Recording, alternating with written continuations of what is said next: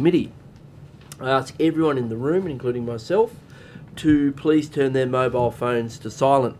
Parliamentary privilege applies to witnesses in relation to the evidence they give today. However, it does not apply to what witnesses say outside of the hearing. I urge witnesses to be careful about making comments to the media or to others after completing their evidence.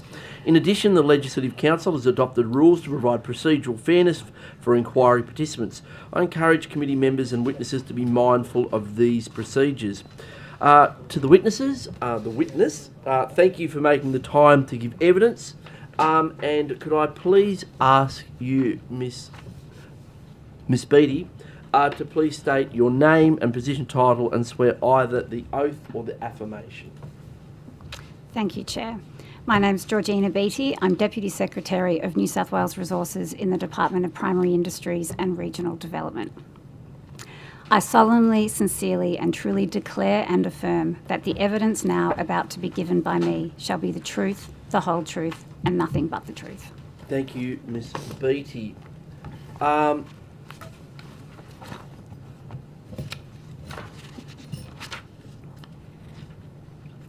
Ms Beattie, would you like to start by making a short statement? I would. Thank you, Thank you. Chair. Please fire away. Thank you for the opportunity to appear today to speak about the New South Wales coal industry. The New South Wales Coal Industry 2026 to 50 was released by the New South Wales Government on the 19th of March.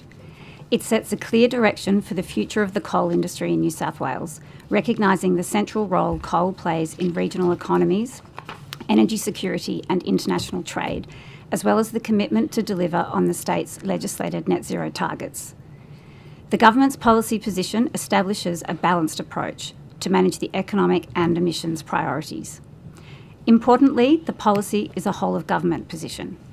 It was developed following consideration of the current sector, including forecast international demand, resource availability, emissions modelling and economic analysis, and was informed by consultation with industry, community stakeholders and our key trading partners.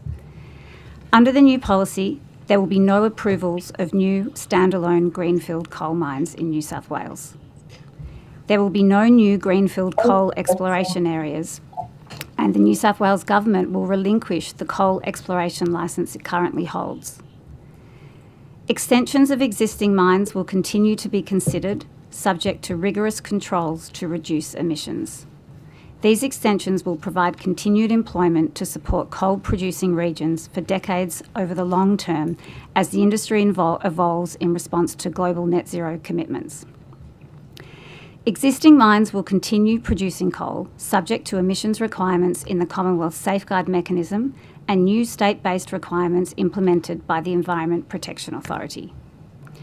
It is a market-led approach, with the New South Wales Government supporting the continued supply of both thermal and metallurgical coal for as long as our trading partners need it as they traverse their own paths to net zero.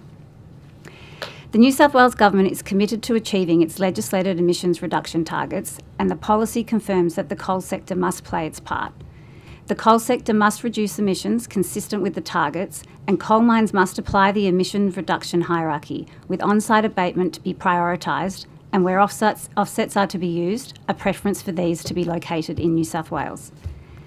The Commonwealth Safeguard Mechanism is expected to drive a significant share of emissions reduction across New South Wales coal mines, but coal operators will also be required to meet new requirements set by the EPA, reflecting New South Wales' more ambitious net zero targets.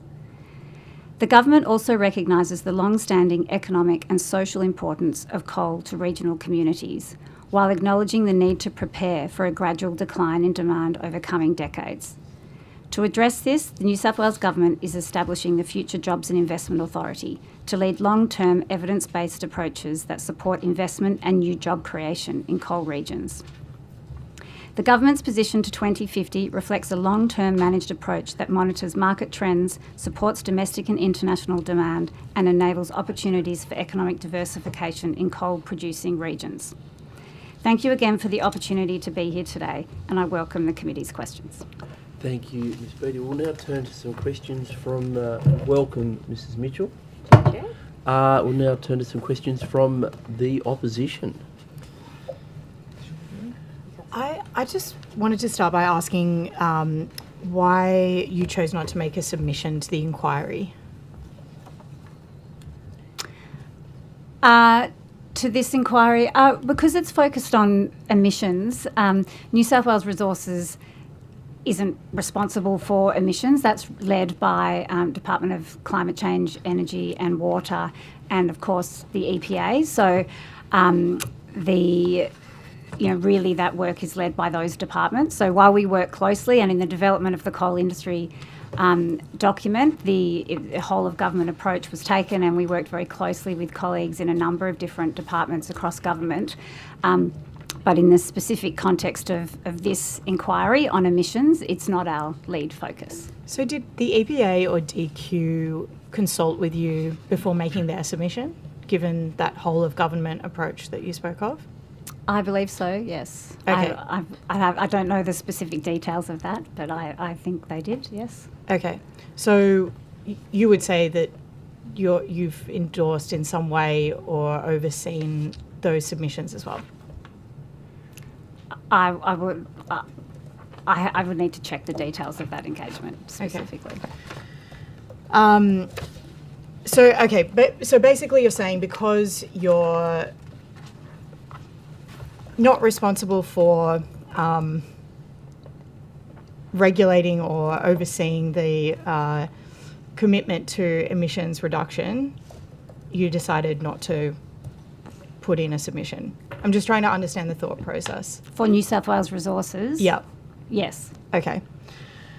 And I wanted to also speak about processing and the processing of minerals and understand if that is, and the mining of critical minerals, and understand if that is something that has come into your considerations in terms of fossil fuel emissions. Are there considerations relating to that part of your responsibility that feed into this fossil fuel emissions calculation? So the Critical Minerals and High-Tech Metals Strategy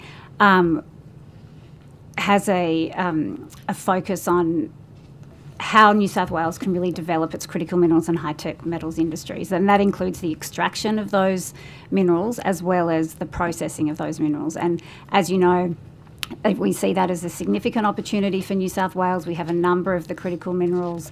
We have an established gold and copper sector. We have significant resources available for silver as well as other critical minerals. And so the government has committed through that document to invest in and support the future of that industry.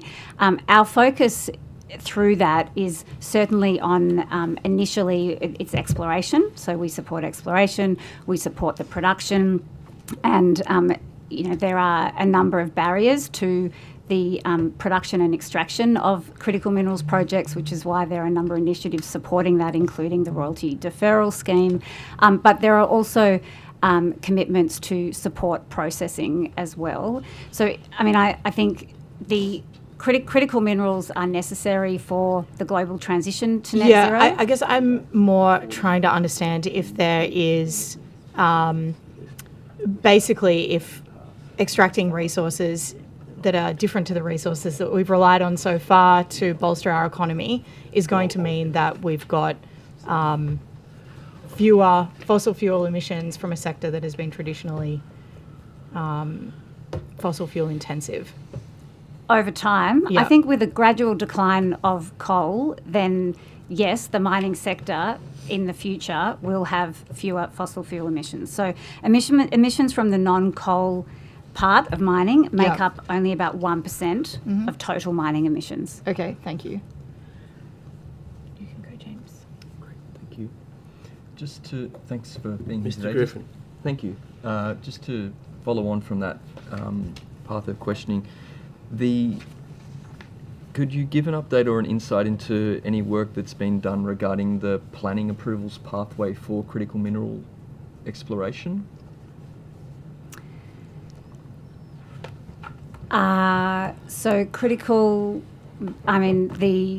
The document supports a streamlined approach for approvals. The New South Wales government has announced the Development Coordination Authority, and there's a fair bit of work happening across government at the moment to establish that entity, which will, I shouldn't really say entity, but that part of government that will, really is designed to accelerate approvals of projects. So we are involved in that. So from New South Wales Resources, we are involved in the planning process through providing information on geological assessments, as well as information on the economic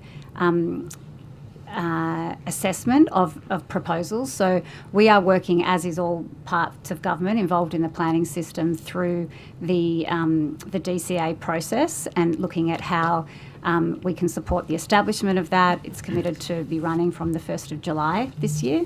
And so, through that process, that will support all major project assessment, which will include critical minerals. Okay, great. And would you be able to give an update on the Future Jobs and Investment Authority as to where that is at the moment? Yeah, absolutely. So the Future Jobs and Investment Authority, to establish that, it requires legislative change, and that bill is currently before the Parliament. So expecting debate on that in the near future. Following, hopefully, the passing of that legislation, we will move to establish the entity, including appointing a Chief Executive Officer, which is a statutory role. And then the subsequent regulations under that legislation will need to be developed, which will then allow us to form the board and the local divisions in those 4 coal-producing regions. Okay, thank you. Thanks, Chair. Thank you. Ms Higginson. Thank you, Chair. Thank you, Ms Beattie, for being here. Can I just ask you about demand? And if we have a strategy that is based on looking at demand, what do you anticipate in terms of the decline? I've seen some figures that talk around 55% of New South Wales coal that will see a decline of around 55% by 2035 if we're looking at the 1.5 degree ambition. Is that something that is in your mind's eye within the department in terms of our demand? So in terms of demand, there's domestic demand, obviously, for coal, which is for our coal-fired power stations that we expect to be closed by 2040. But as you would know, most of coal produced in New South Wales is export, by far the large majority.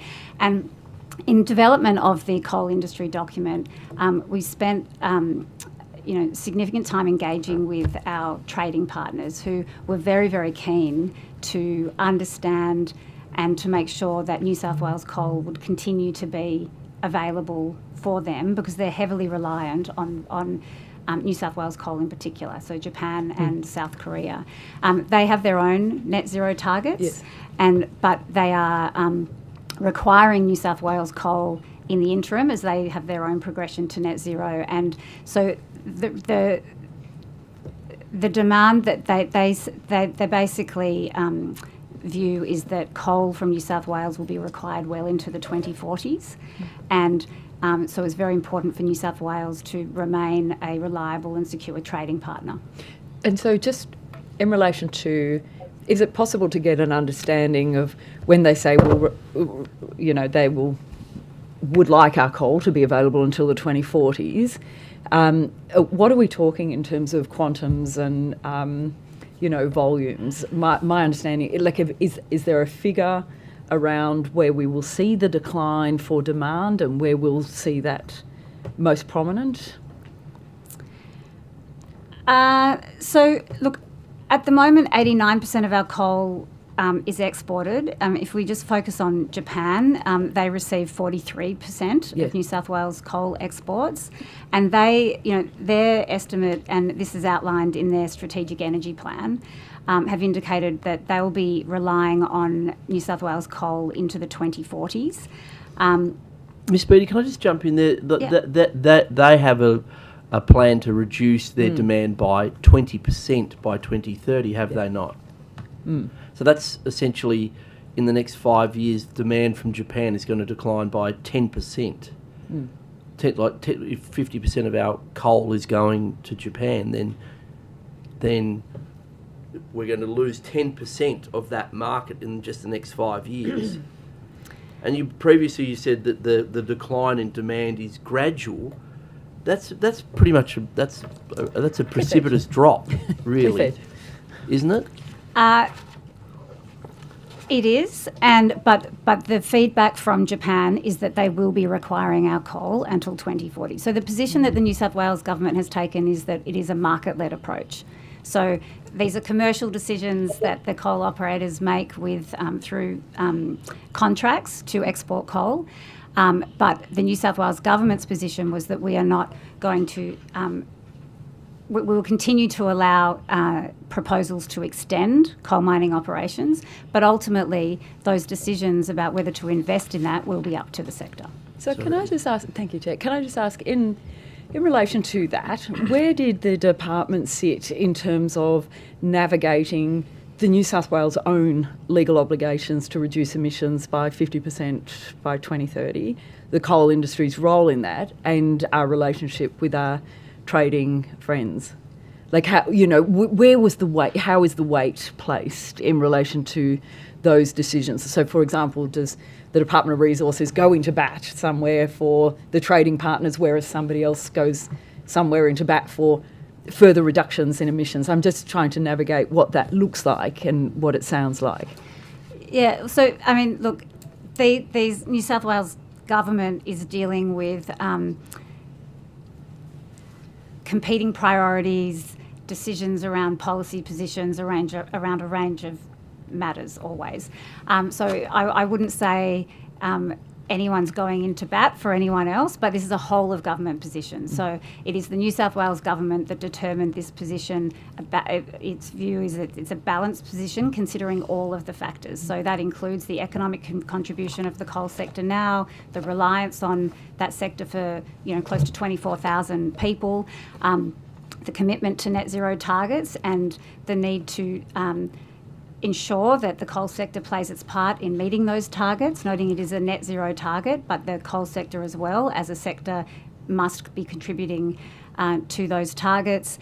We have various regulatory frameworks that exist to support that, and you're hearing from my colleagues in the EPA later this morning who will be able to talk to the work that they're doing. So all of those considerations were part of the development of the policy position.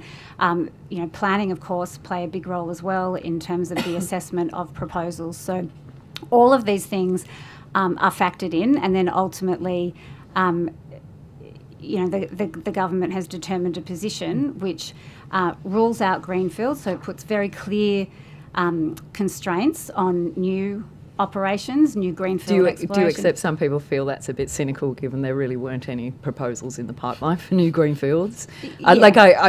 I do accept that. Yeah. I also accept that there are some who are very disappointed with that decision as well. Can I just ask, I've just got two other quick lines. One is, in discussions with trading partners, is there an awareness that there is a body of work that is being prepared by pretty preeminent legal experts that suggest that our frameworks that we currently work under, the ones that you say are balanced in the coal industry statement, that provides that says rigorous environmental framework. Are our trading partners aware that there is some genuine contention that actually any new approvals, including for extensions of existing projects, would actually be inconsistent with our current legal framework when you try and piece it all together and put the glue in between? How would you say it's inconsistent? Sorry? No, I'm asking if our trading partners, through you and your relationship, have been made aware that there is legal opinion out there, and quite forthright legal opinion, that it may be considered that any new approvals could be inconsistent with our frameworks as they work together to try to achieve the emissions reductions at the ambition that is set out in the legislation in New South Wales, so 50% by 2030. and so forth? So I wouldn't say it is inconsistent. I would say that we can have both, and that's the position that the government has taken. In terms of the trading partners, my experience is that they are extremely aware of what is happening in New South Wales policy discussions. They are watching closely what's happening with individual project. And the High Court of Australia? I can't specifically comment on that, but their understanding of and their awareness of what's happening in New South Wales and the decisions that the government makes and how that will impact their long-term energy security for their people, I think they are very acutely focused on. And it's not just New South Wales Resources; it's Investment New South Wales. It's a whole. Broadly, DQ as well, engagement with our trading partners on other sectors. They are very focused on ensuring that they continue to have a reliable supply of coal for their into the future. Miss Beattie, can I just jump in there? Yeah, please. In terms of our trading partners, when we talk to trading partners, are we talking to the Japanese government, the Korean government, or are we talking to corporations or both?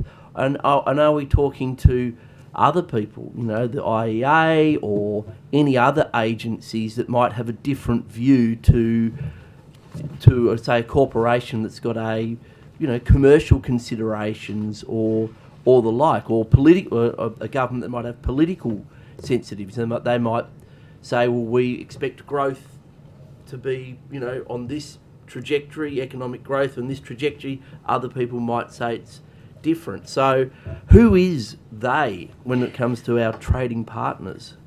So when I was talking trading partners, then I'm predominantly referring to Japan and South Korea as our largest trading partners.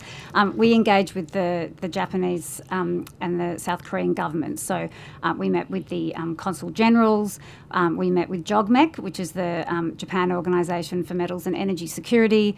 We met with the Japanese Ministry for Economy, Trade and Industry. We also met with some companies, but really largely we were as broad as possible in terms of understanding future market demand, but I would say largely we're informed by their governments. But you didn't talk to people outside of the Japanese government or, like those markets? You didn't talk to, organisations like international organisations that might have a view about trends in coal or other, like, emerging markets, like an increasing supply, lowering demand, like? Not specifically. I mean, we're reviewing reports. The International Energy Agency reports was obviously another source of understanding for the team that was advising the government as well. Thanks. Ms. Saval, you're on mute. Thanks, Chair. Now you're not. Thank you. Fire away. Deputy Chair also. Good morning, Ms. Beattie. I just wanted to ask about the coal policy as it relates also to, or the coal statement rather, as it relates to metallurgical coal. Could you explain for the committee's benefit the distinction between thermal and met coal?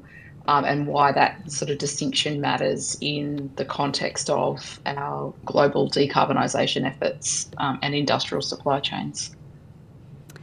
Yeah, sure. So thermal coal is coal that's used for energy production.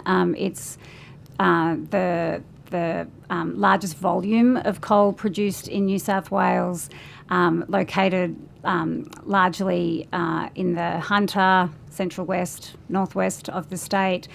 We export a large portion of our thermal coal, of course, whereas metallurgical coal is used for steel making, predominantly located in the Illawarra coalfields, but not only. And the metallurgical coal is really essential to our sovereign steel making capability. So BlueScope Steel is a large user of the metallurgical coal that is produced in New South Wales. Emily, you're back on mute. I'm sorry. Sorry, that's my bad. Apologies. Could you also just explain to us what role metallurgical coal will continue to play sort of in our New South Wales economy, in both the export market as well as domestically, making sure we have that sort of sovereign steelmaking capacity? Yeah, look, metallurgical coal will continue to be an important part of the makeup of the coal sector.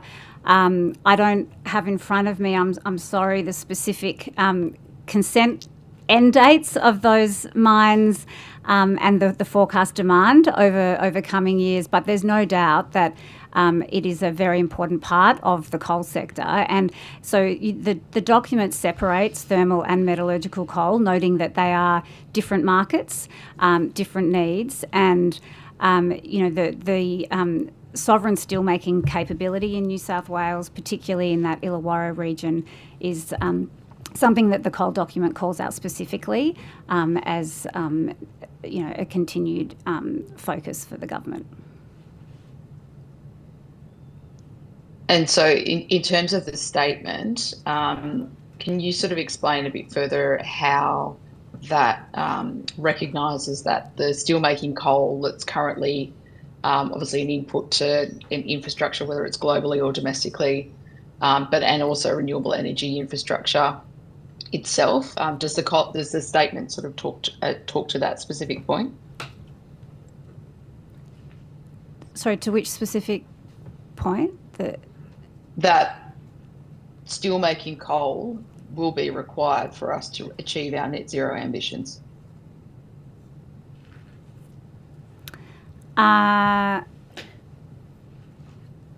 Yes, I believe it does. I don't have the specific words from the document in front of me, but yes, the document is very clear that metallurgical coal for steelmaking is very important for New South Wales' future.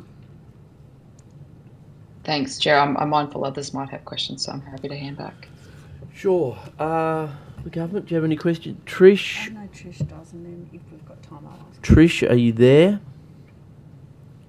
She had to leave at 11. Trish, you're on mute? Yes. Yes, excellent. I'm here now. Can you hear me? We can hear and see you. Excellent. You look like you're on the set of Apex, I've got to say. I wish. No, you don't. No, you don't. I haven't watched it. I just wanted to jump in on the back of Miss Higginson's questions, actually, in terms of, stringent environmental regulation to reduce emissions, and wondered whether, Miss Beattie, you might speak to your understanding of environmental regulation in place as understood by your department. Yes, look, thank you for the question. As I mentioned earlier, the responsibility for emissions regulation in New South Wales is really handled by the Environment Protection Authority, and also conditions through the planning framework. So while I'm here to talk about the New South Wales Coal Industry Policy document, which brings it all together as a whole of government document, you can see in that document it refers to the EPA's mitigation guide for coal mines, and the EPA is appearing after me this morning, and we'll be able to talk in detail around the specifics of that policy. But essentially, the government's position is that the New South Wales coal sector must contribute to the net zero targets, and that the New South Wales coal sector can continue, that proposals to extensions will continue to be considered, but they must meet robust regulatory requirements. So new proposals are assessed through the planning framework, and there are emissions considerations at that point in the framework, but also existing mines through the EPA's licensing will also be subject to emissions requirements. So just further to that, what is that collaboration? What does that discussion between yourselves and the EPA and the Environment Department look like regarding that regulation? So in terms of the development of the policy position, there was a high level of engagement working through the various regulatory requirements. In terms of specific proposals, there is a clear pathway from a proposal being nominated and assessed through the planning framework, which is, so my role in that, the New South Wales Resources role, is to provide information on production forecasts, the geology, those kind of areas, but the regulatory frameworks that govern emissions, they are dealt with by other departments. But the Development Coordination Authority will be bringing together those assessments for proposals in a different way, with a view to streamlining the timeframes and the coordination across government of those. But the regulatory frameworks that are there each have their own responsibilities and focus areas. Thank you. Thank you. Thanks, Trish. Liesl or Mark, do you have any questions? I have no further questions. Thank you very much. Thank you. I have one. When the coal policy is being formulated, it appears to be silent on like the prioritising of particular projects or areas that may be in the pipeline. If you've got a diminishing demand and existing workforces, is there going to be weight given to particular projects essentially getting prioritised in terms of assessment and potentially approval and construction on the basis that they support more jobs or are more essential to the New South Wales economy than, say, others that may have a smaller workforce or, not as much, not embedded in the community? How is that going to be managed? That's a very good question. So essentially, the life of a mine and any proposals to extend a mine, it's a decision by the operator of that. But as you would appreciate, those decisions are often, they're based on the commercial viability, which includes the geology. So where there's a significant coal resource remaining, either as part of an existing operation where the consent expiry date, could potentially be extended a number of years, or whether there's coal reserves adjacent to where the existing approval is, those areas could be considered for extensions. But in terms of the prioritisation, it will really be up to the proponent to put forward those the proposal, and then each proposal will be assessed on its merit. Having said that, we know within the department, through our Geological Survey of New South Wales, where resource is likely to exist, that what we know about the quality of that coal, the accessibility of that coal, and so we know that some existing operations have consent expiries that it's unlikely that they would be looking to extend any further, and we know that other operations potentially are more likely to be able to extend, but ultimately it's a market-led approach, so it will depend on the demand, and we've talked about that before in terms of our trading partners and what they'll need into the future, but also commercial decisions by the operators. So essentially it's a race to secure that, that approval, and like the government's not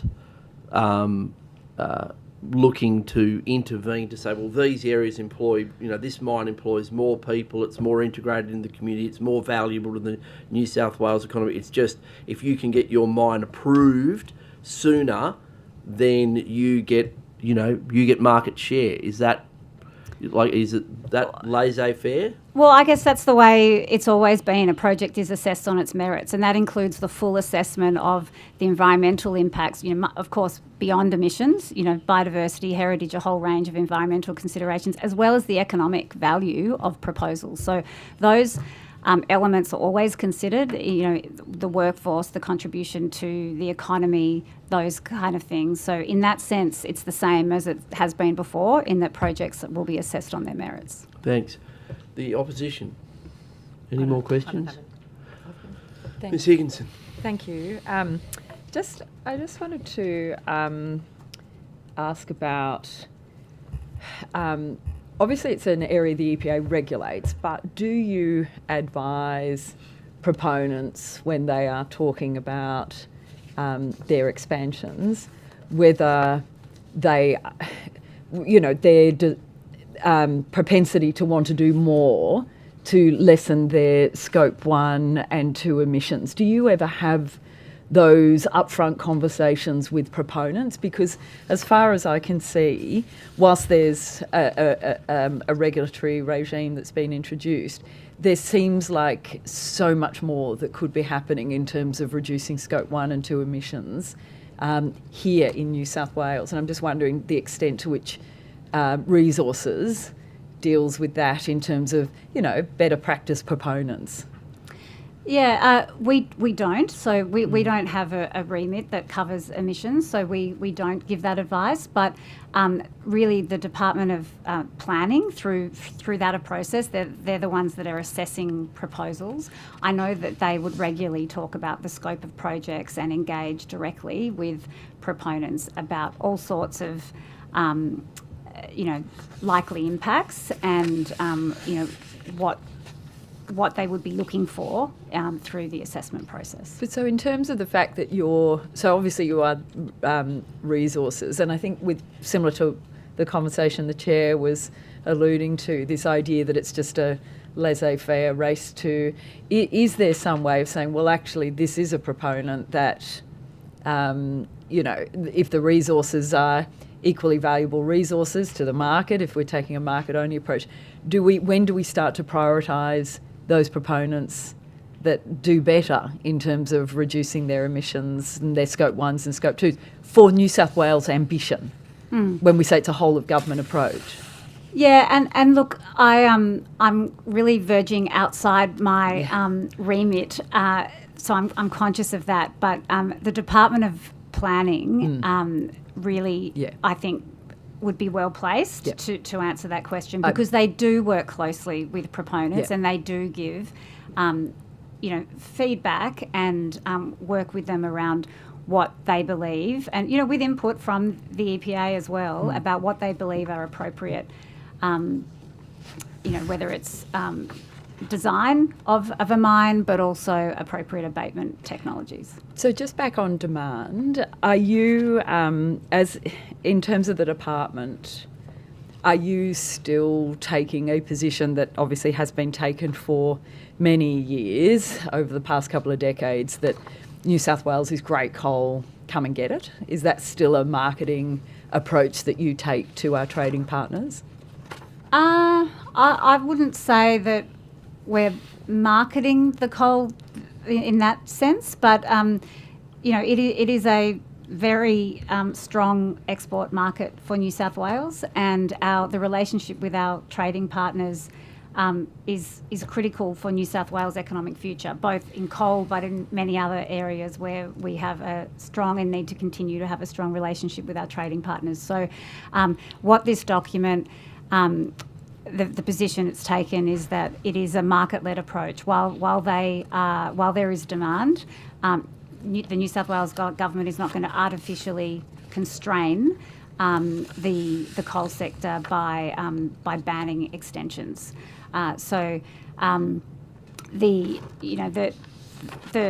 trading partners want New South Wales coal because they have determined that it is suitable. So in Japan, for example, their coal-fired power stations are looking for a certain quality of coal that New South Wales has. So has there been any change? I know when in a different life I was living, I remember seeing GIPA documents that revealed, department resource personnel taking trips around the world and, for want of there's more sophisticated terms, but spruiking New South Wales for trading reasons and trying to get part of the market.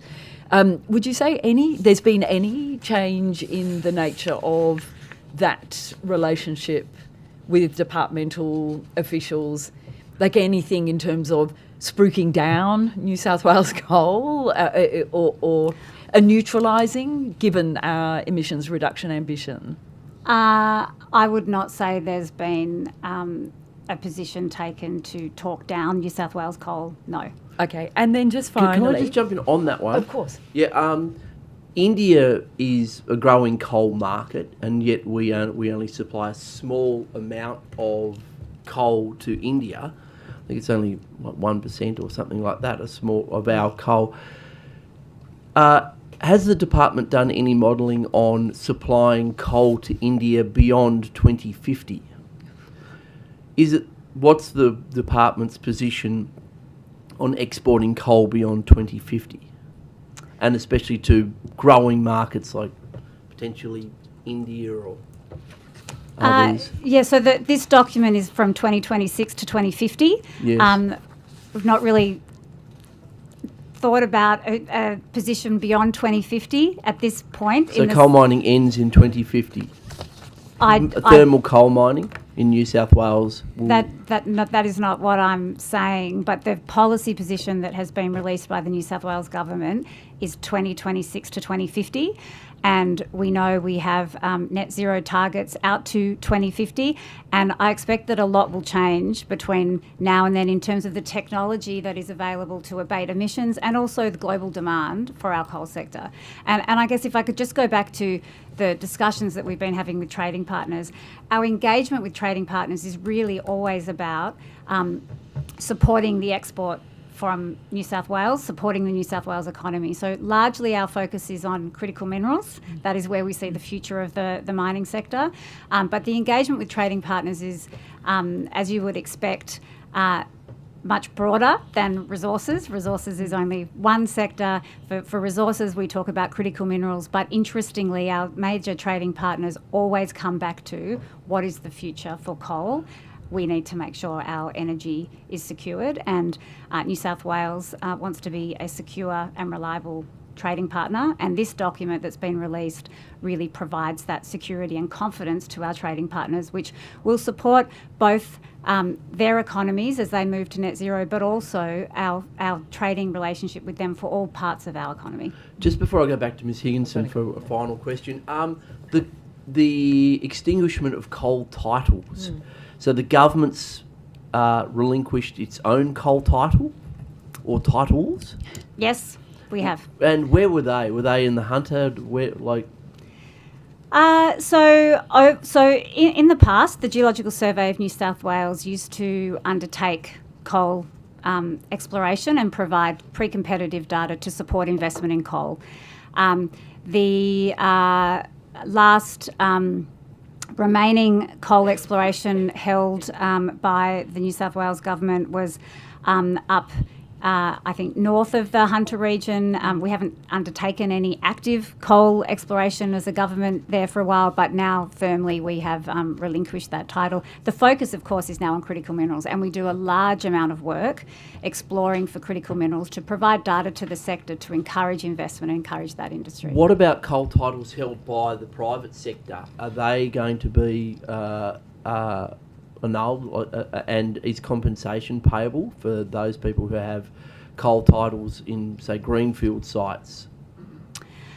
Look, we're working with title holders that may be impacted by the policy, but it's important to note that exploration can continue, so that the policy has made it clear that new greenfield projects for production will not be supported, and we will not be releasing... but they can still look. They can. Expansion. You can look, but you can't have an approval. If you choose, if a company chose to do that, they could do that. That'd be courageous. But what about compensation for? So the government hasn't cancelled any private sector coal exploration licences other than its own? Correct. Sorry, okay. We will not be cancelling any coal exploration licences. Is that because it would cost a lot of money to do so? Have you done any modelling on how much it would cost to? It was not something that we've considered. By making it clear about the intention for production, that sends a strong signal about the government's future focus areas. Thank you for that. Look, the time is 11:01. We've run over time. I really appreciate that. Thank you, Ms. Beattie. Thank you for your evidence. I don't think that there are any questions taken on notice. So thank you very much for your evidence today. We greatly appreciate it. Thank you. Thank you. Thank you. Thank you.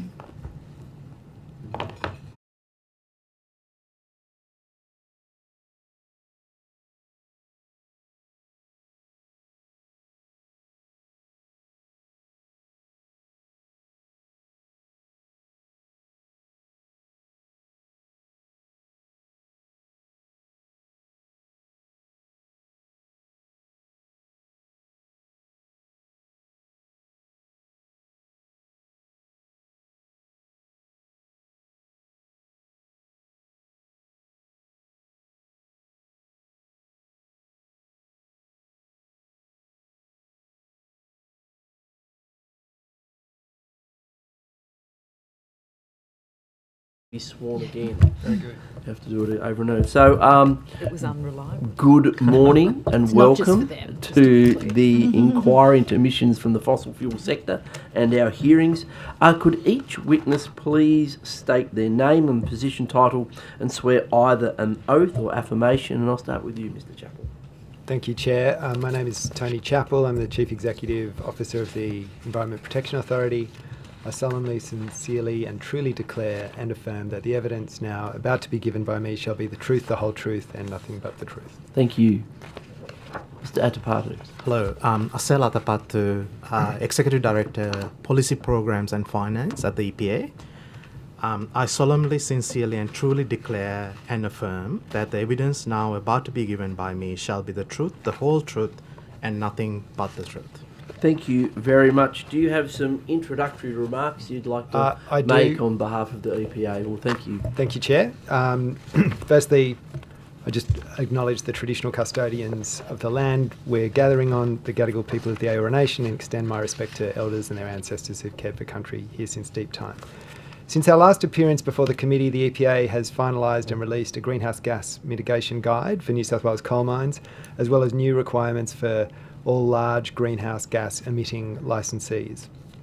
The new requirements create greater transparency and public accountability for greenhouse gas emitters. Coal mines and other large greenhouse gas emitting facilities will be required to publish their emission reduction plans in climate change mitigation and adaptation plans, or as we know them internally, CC maps. We're also requiring these facilities to annually report their emissions to the EPA and to provide us with estimates on their future emissions. These actions will help us identify where additional support or regulatory intervention is needed to ensure efficient and effective greenhouse gas pollution reduction across the economy. The requirements also set clear expectations for coal mines. They must reduce their on-site emissions with a focus on reducing fossil methane. Our coal-specific requirements will require underground coal mines to flare or utilise any drainage gas that mines generate. Drainage means drilling holes into the coal seam and surrounding strata and draining and collecting the gas, reducing the amount of methane in the underground workings of the mine. Mines will also be required to detect and manage methane leaks from old mine workings at operational underground mines, and certain high-emitting mines will be required to progressively install ventilation air methane abatement technology.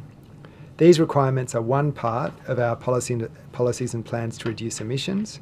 As we work to address both the causes and consequences of climate change, the EPA has more work to do, but these recent actions are an important step forward, setting new standards for climate action in New South Wales and Australia. Thank you, and I welcome questions. Thank you, Mr. Chair. I'll just start with some questions from the Deputy Chair. You've got a couple that are keen to fire off. Thank you, Chair, and thank you for your time today and coming in. We've had a submission from the from the Minerals Council, couldn't get that out. And they're saying that we're ignoring the abatement measures that are already being undertaken, and with the lower demand we'll naturally see a decline in emissions around coal mines. So what is the EPA's view on that statement? Well, our view as the pollution regulator is very much to focus on-site abatement and reduction and avoidance of pollution. So historically, the sector has seen a decline in recent years caused by the closure of various high emission mines, and projects future declines based on the purchasing of generally biogenic offsets. Fossil methane is a particularly potent greenhouse gas. It's actually over 100 times more potent than carbon dioxide over its lifetime in the atmosphere, which is only a dozen years. It presents a real opportunity to bring forward meaningful climate benefits, but also offers proven technologies operating around the world that can cost effectively address the source of pollution here in New South Wales. So we're talking really about complementary measures to those broader purchases of offsets that the safeguard mechanism requires many mines in the sector to undertake, and we see this as very much within the remit of reducing pollution here and avoiding it in the first place where that's possible, as our major emitters guide seeks to do. And do we have any coal mines already doing that here in New South Wales? There have been various mines that have used various parts of this technology. Many mines currently do a form of pre-drainage. Some mines do capture methane in various forms, but the scale we're talking about for the major emissions from a couple of these very highly polluting mines, that technology operates in other jurisdictions. It doesn't currently operate here in New South Wales, but there's a well-progressed program to operationalise it in one initial shaft of one of these mines and then roll that out. And we're working through that very carefully with relevant colleagues across government and the resource regulator, as well as obviously the industry and the mining unions. And so we can't just rely on the natural decline in emissions by the reduction in coal mining. We need these measures taken as well. Look, the future is never certain. I know there's a lot of debate, at least in academic circles, about the seaborne coal market over the coming decades. Some, quite credible figures argue it will decline much faster than many project, because some of our trading partners like China and India will inevitably prioritise their own, albeit less efficient, coal mines versus the export, the import volume that they currently buy through our exports. But other projections that I've seen show quite a substantial seaborne trade for many decades to come. And so I think the opportunity here in New South Wales, given the legislative targets that the Parliament has adopted, that are the law here, requires us to act directly and to look at opportunities to reduce pollution in the state to complement other obligations that mines might have. And if we didn't do that, would that put the net zero by 2050 at jeopardy? Potentially. I mean, I think there are many paths to net zero, and it's important to understand it's not absolute zero, but it's also important, I think, to consider the relevant opportunities for addressing some of the super pollutant greenhouse gases, of which there are a number, but fossil methane is clearly one, and some of the challenges biogenic offsets have in fully sort of ameliorating those impacts. And so if we do have opportunities to address that directly, I think, particularly given our legislative targets, it's appropriate that they be addressed. Thank you, Chair. Thank you. The opposition. You go. Great, thank you. Thanks, Chair. Mr. Chappell, wonderful to see you. Thank you, Mr. Griffin. Mr. Adipatu, likewise. Do you feel, and congratulations on publishing the guide. I know it was a labour of love and a good effort in working alongside industry. Both carrot and stick approach was the intent for a long time. Do you feel, though, that on-site abatement has gotten to a point where it's done as much as it can, or do you feel that there is still some technological advancements available that will deliver more, or are we basically have stopped as much as possible at the moment? Oh no, I think we're really at the beginning of that journey. I think the mining sector is justifiably proud of its world-leading safety performance, and we're confident our mining sector can become world leaders in sustainability performance as well. Most of the emissions from our mines in terms of the on-site emissions are either from fossil methane, as I've laid out, or combustion of liquid fossil fuels, and both of those areas offer significant opportunities for abatement. I think we see in some other parts of the mining sector, even here in Australia, very significant progress being made in electrification and low carbon haulage through road and rail electrification, but the particular vehicles our coal sector uses are not quite as advanced in that space, but you can obviously foresee either in renewable fuels or electrification other opportunities there that aren't currently available. So I think there's, and then in terms of the pre-drainage and capture, that's more challenging for open cut mines, and technology though does continue to improve, and we're confident over time there'll be more opportunities there that mines may be able to avail themselves of. Do you want to add anything? Okay, and then onto the CC maps. So we will start to see operators publishing them in their own documentation. Can you unpack that a little bit more? Is it sort of an end of financial year reporting role, or where will these appear? Yeah, so CC maps have kind of three components. So the first component is the yearly annual emission reporting, and then a 5-year publishing of a kind of a mitigation plan on how we are planning to meet the New South Wales targets. And then the final component is any off-site harm that may occur from unintended climate change related event like a bushfire or a flood, that how you plan to mitigate off-site harm from activities, say like a waste facility or something like that. So there's three components to that. So the first part of it, which is the reporting requirement, kicks in on the 31st of March 2027. So that's basically the reporting on emissions.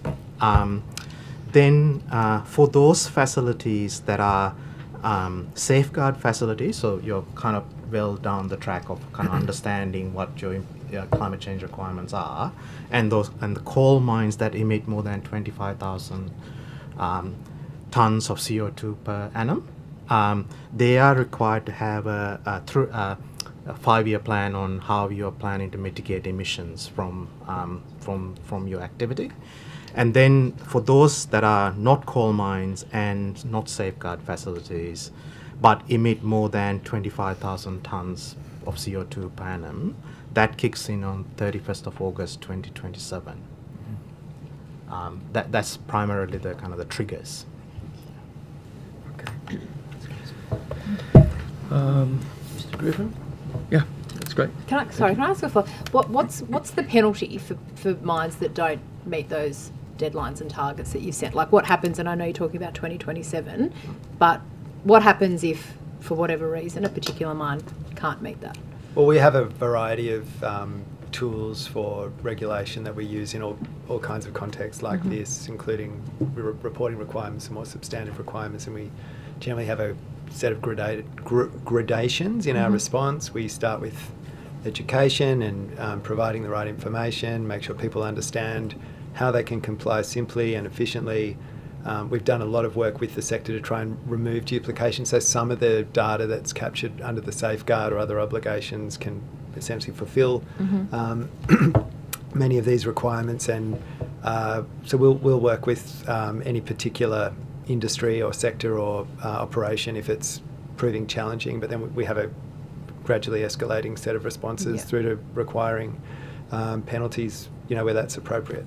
Okay, and presumably that consultation will take place between now and when those deadlines have been set for 2027 to around Oh yes, we'll continue to engage deeply. Sorry. I mean, if I can perhaps just quickly speak to the engagement Yeah. we did on these measures. It's some of the most rigorous, deep engagement I think the EPA's done in history. We had a series of industry workshops.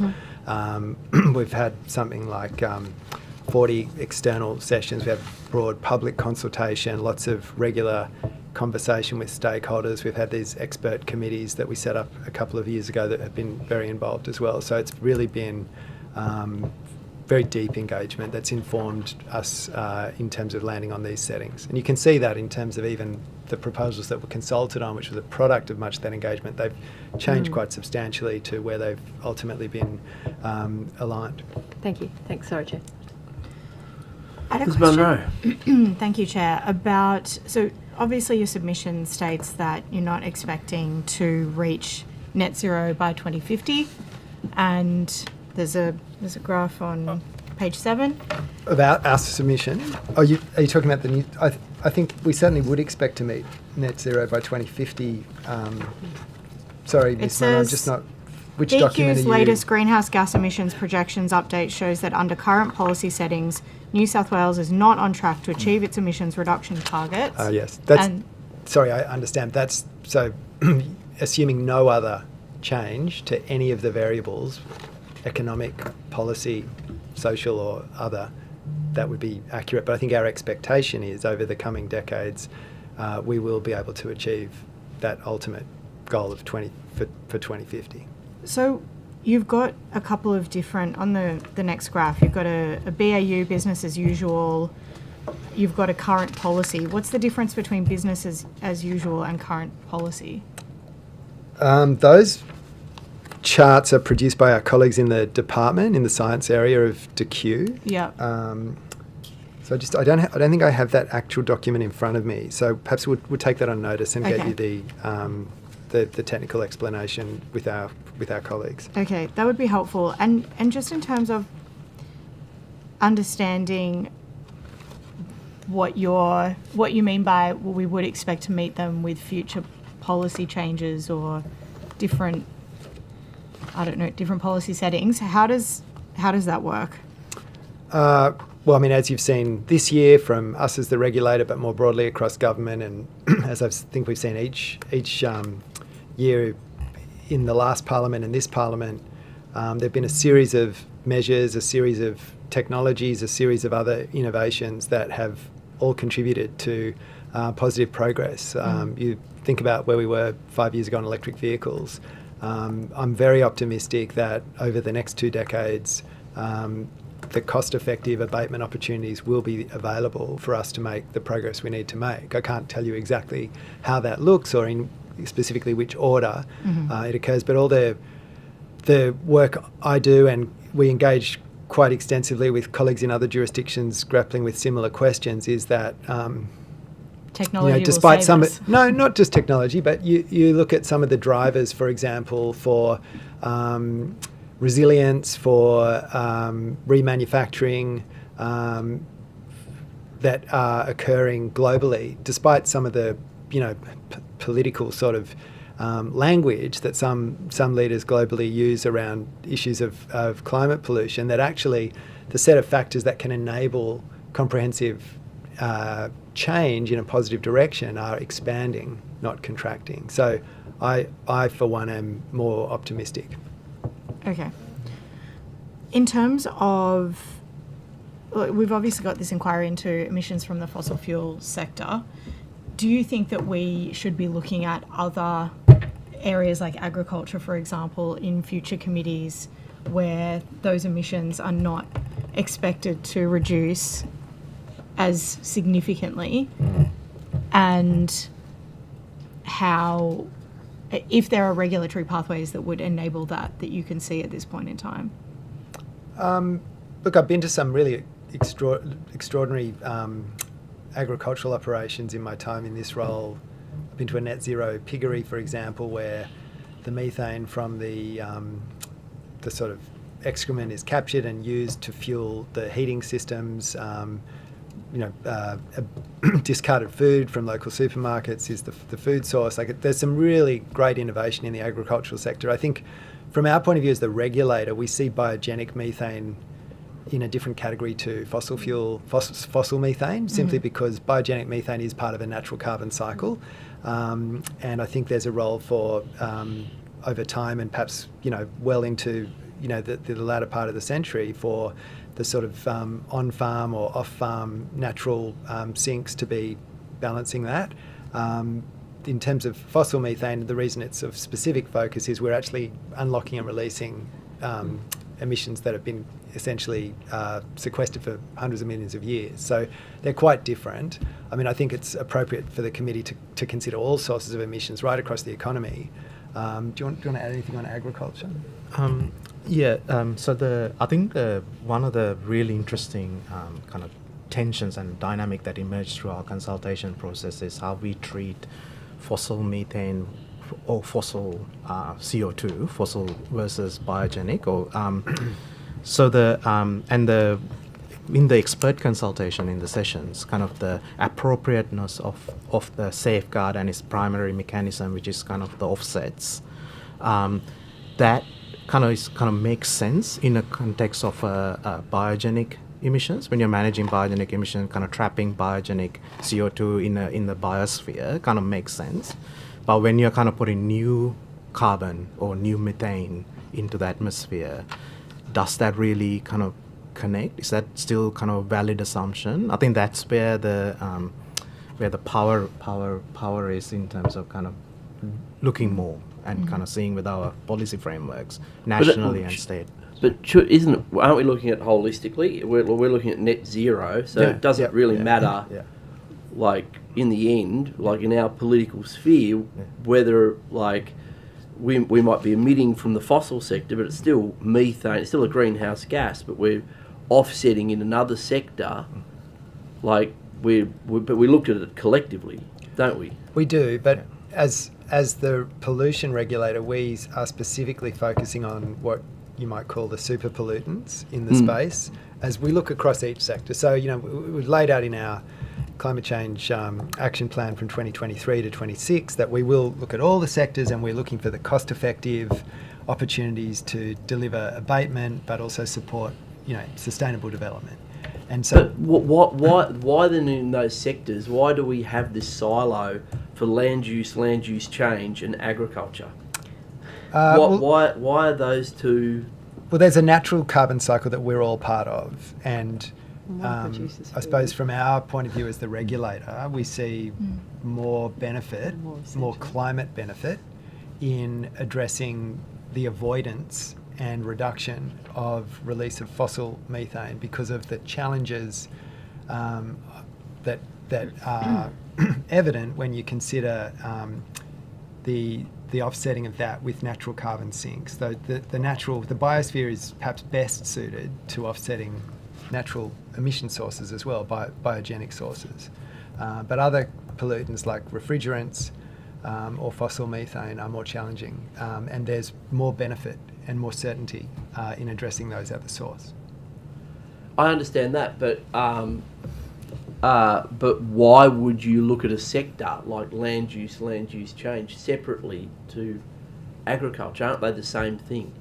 I think they are accounted for in the same sector. I'm sorry. Again, so we have an emissions modelling team that sits in the department. We don't do the modelling ourselves, and we don't choose the way the sectors are sort of defined. But I think my understanding is the land use sector includes agriculture. No, it doesn't. No? No. Okay. So it doesn't. I'm mistaken about that. But yeah, so it doesn't. And the methods paper and the modelling suggests that the land use change, even though it's offsetting, essentially in terms of net zero, vast sectors of our economic, output and greenhouse gas output will not change over the next 25 years. It's that peer-reviewed methods paper shows that the land use change sector will actually decline in the amount of greenhouse gas that it's essentially offsetting. Like, how can that be? Well, look, if that's what the scientific expert consensus is, I'm not going to quibble with it. I'm not sort of, I think, able to give an opinion on whether that projection is ultimately going to come to fruition. Yeah, I think we are not able to. We don't have the coverage of that information. Happy to take that on notice and come back to you with input from our colleagues in the department. But that's the information that feeds into your dashboard. Well, it's not our dashboard. It's a departmental dashboard. Sorry, so have you not seen the methods paper for now? The current methods paper? The teams are... I think we do see the papers. I just don't have it in front of me. And the dashboard is not something the EPA publishes. It's a New South Wales government dashboard that the Department of Climate DECU does, and Energy do. Thank you, Chair. Thank you very much. In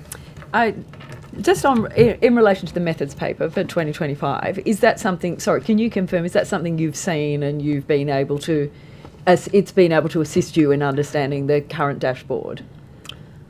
I think teams. Yeah, our teams have seen those. I can't recall whether I've specifically read that paper myself, but let me take that on notice and we can. Thank you. We can And just if it is something that is available to you, I think it is something that we would benefit from being able to have a copy of that too, if that's available, or if you could give the committee could have some advice from you about the methods paper, because I understand it's normally been available, and I'm just not sure why we don't have the current methods paper.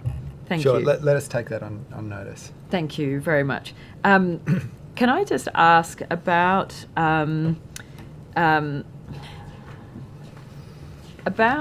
on-site, Scope 1, Scope 2? I know there's been some broad questions, but in terms of fugitive, diesel, VAM, offsets, if we are looking at, for example, HVO, and I think we've had discussions about HVO in various other inquiry forums, but I'm just concerned at this point, do you think that what is being proposed at this point is the highest and best that we could be achieving at HVO, for example? I'm taking that one for an example, obviously, because it's a current one.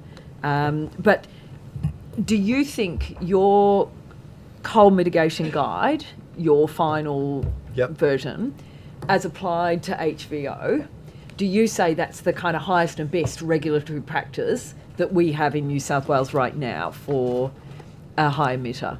No, it's something that we're continuing to refine, and we will continue to refine both it and its application. I think I mentioned the 2023 Climate Change Action Plan, which was sort of the first attempt by the EPA to engage rigorously with climate pollution, and we're certainly continuing to build that capability. I think that the large emitters guide is not really, it's an input into the planning process. I wouldn't characterise it as regulatory practice. I think we're looking at some new regulatory tools and our existing regulatory architecture in terms of regulating those pollutants down to safe levels.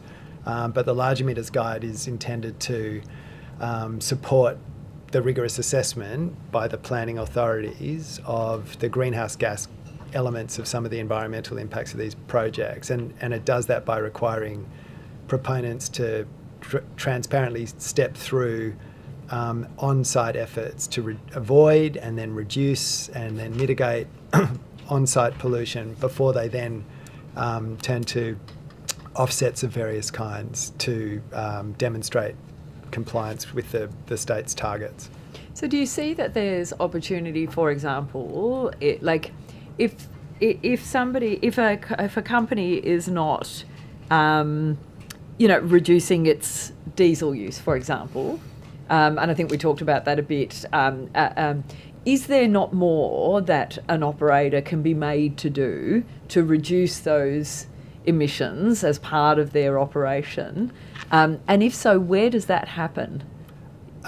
Look, there's always a level of the possible, and then what our sort of regulatory architecture requires us to look at is what is practical, feasible, consistent with the ecologically sustainable development activity, and so on. And so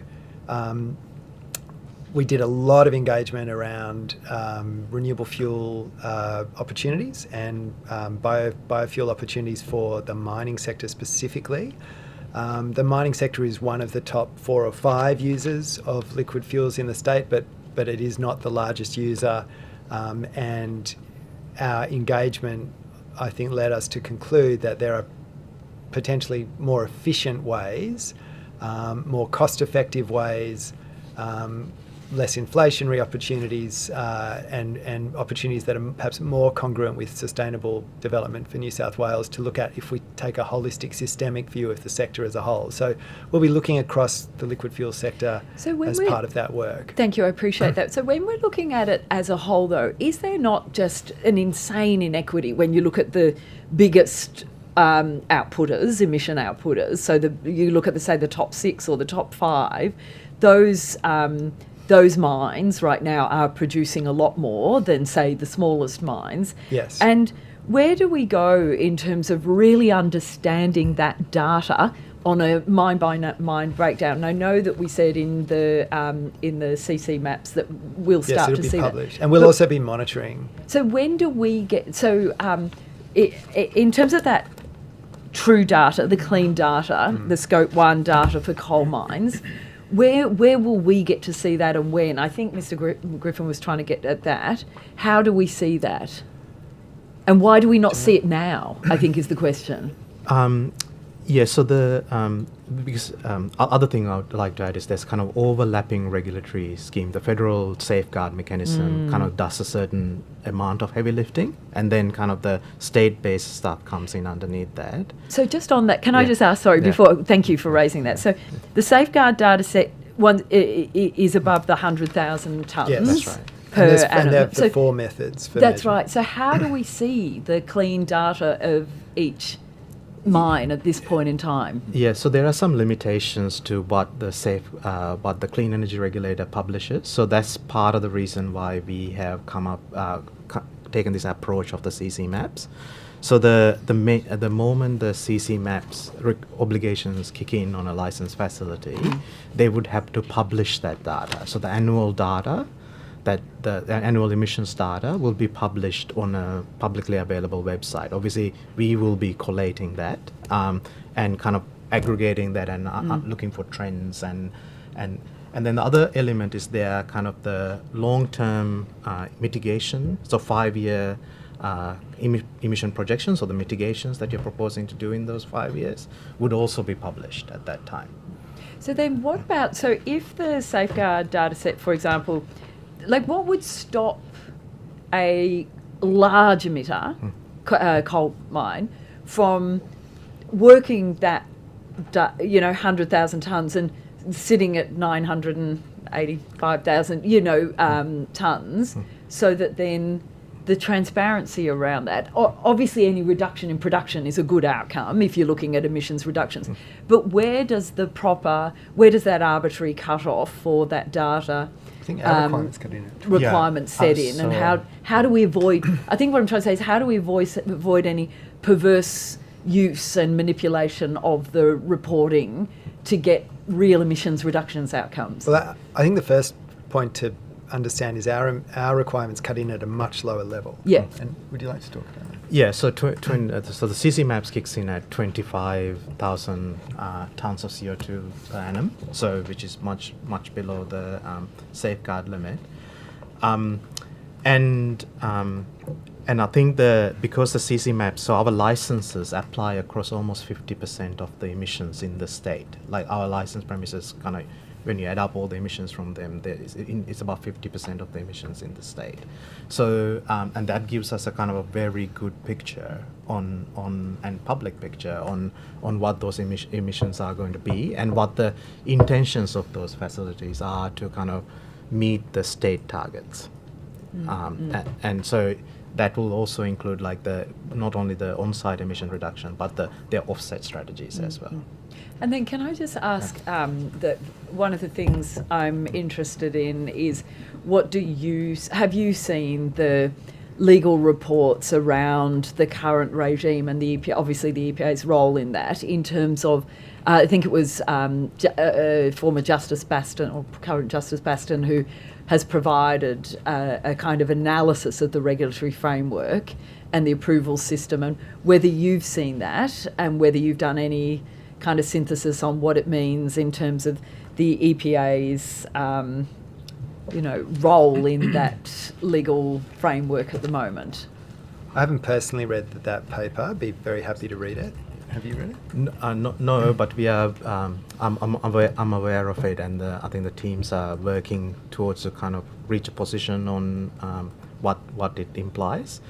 I think the main thing I'd like to add is that the EPA's kind of regulatory kind of oversight kind of comes down to two things. It's the kind of the how you come in through the door, through the approval process, through the planning system, and that's where the large emitters guide applies. And then the CC maps kind of from an oversight mechanism, ongoing oversight mechanism of the facility once it's coming through.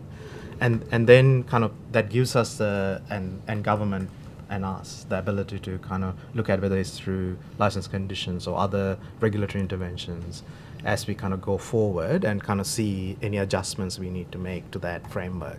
And do you think then, just finally, so from the EPA's perspective right now, do you think that all coal modifications, approvals should be going through that independent planning commission process so that there is more ability to really kind of assess and have input to get to the best decisions possible? Are you asking specifically about the pathway of a modification versus a new application? Yeah, all. I'm talking. Given the requirement, get all the evidence today is that the requirements that we have to. There's a bunch of things we're balancing and assessing, and the new statement on coal has the rigorous environmental framework.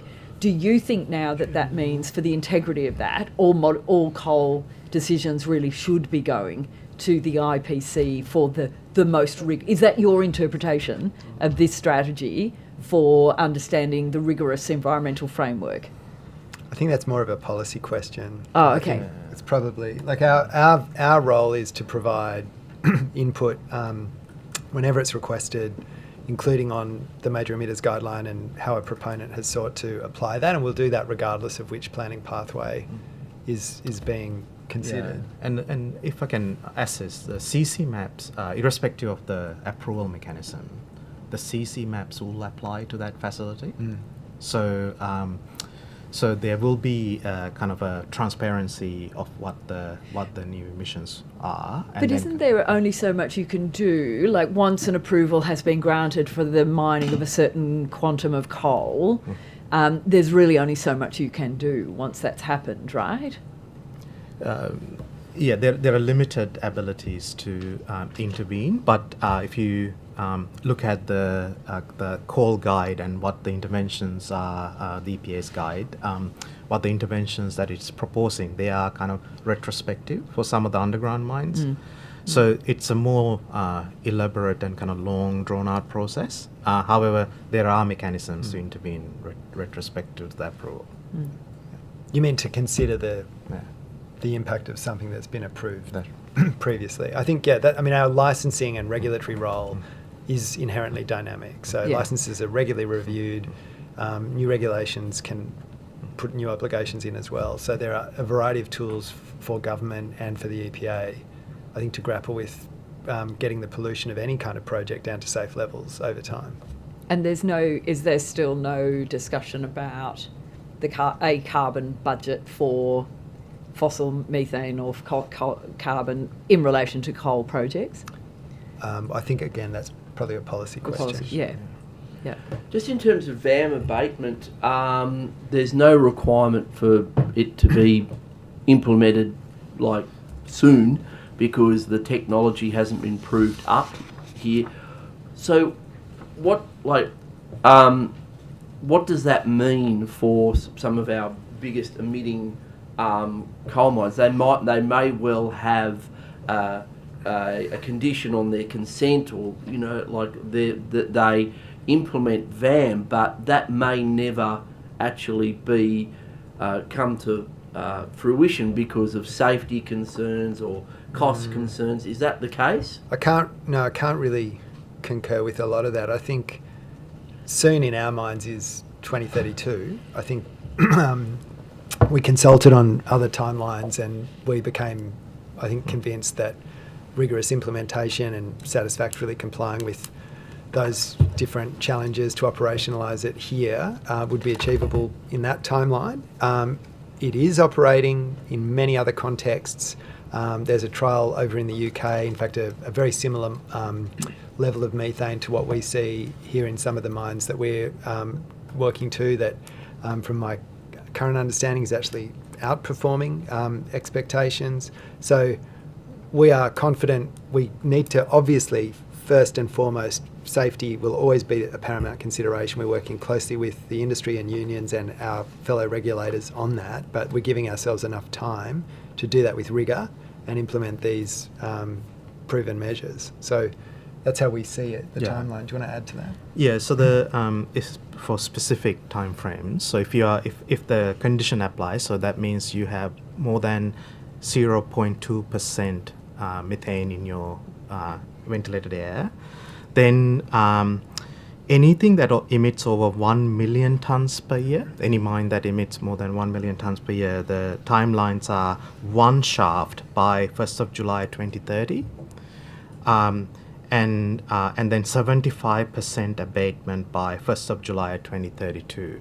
We've done kind of extensive consultation with the whole value chain in terms of the providers and including the mines. We think that's meetable long as we can satisfy the safety element with the VAM.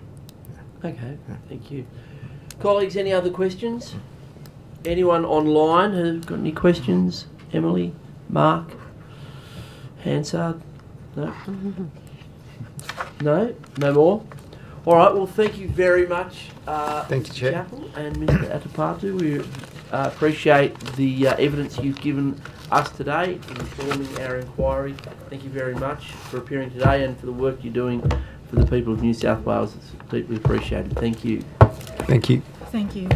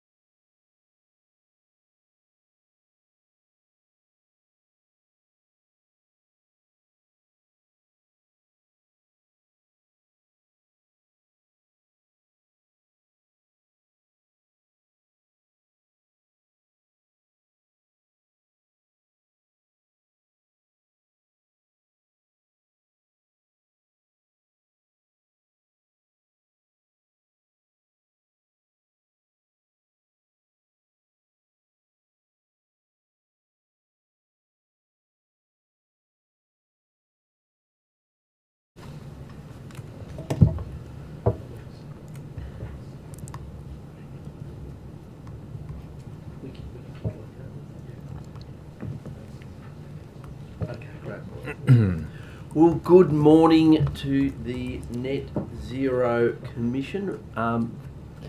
We appreciate you at relatively short notice appearing at our hearing.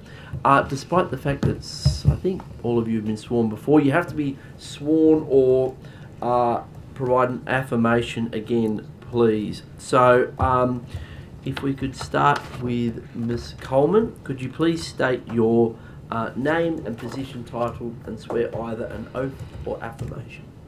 Hi, my name's Phoebe Coleman. I'm the Principal Advisor for Emissions Reduction at the Net Zero Commission. I solemnly, sincerely and truly declare and affirm that the evidence now about to be given by me shall be the truth, the whole truth and nothing but the truth. Thank you. Dr. Raywood Smith. Thank you, Chair. I'm the Executive Director of the Net Zero Commission. Thank you for having us here today. I solemnly, sincerely and truly declare and affirm that the evidence now about to be given by me shall be the truth, the whole truth and nothing but the truth. Thank you very much. And Commissioner Kamali. Thank you, Chair. I'm Commissioner Kamali. I solemnly, sincerely and truly declare and affirm that the evidence now about to be given by me shall be the truth, the whole truth and nothing but the truth. Thank you very much. Do you have any introductory remarks that any of you would like to make? Or all of you, potentially? We do. I will make some remarks, and so will our CEO. Fantastic. Thank you. But I did want to start to say thank you, Chair, Deputy Chair, and all of the members. All of these processes, but particularly today, has just been the questions that you've been asking and the fact that you keep calling us to appear has given me a lot of faith in our system, and I really appreciate it. Thank you. Thank you. Also, I wanted to thank all of the, I think probably at least tens of thousands of hours of probably bureaucratic time that have gone into all of the reports, ours included, and the 2 extras that have come up since December. There's been a lot of work and thinking put into this, so it's great to have time to deconstruct it and to question it with you today. So I'm going to be providing some of the Commission's commentary on the coal industry 26 to 25 report, and then we'll be talking to our commentary around the EPA's guide. Before I do, though, I did want to provide a little bit of background to what's happened since we provided our coal sector spotlight in December last year.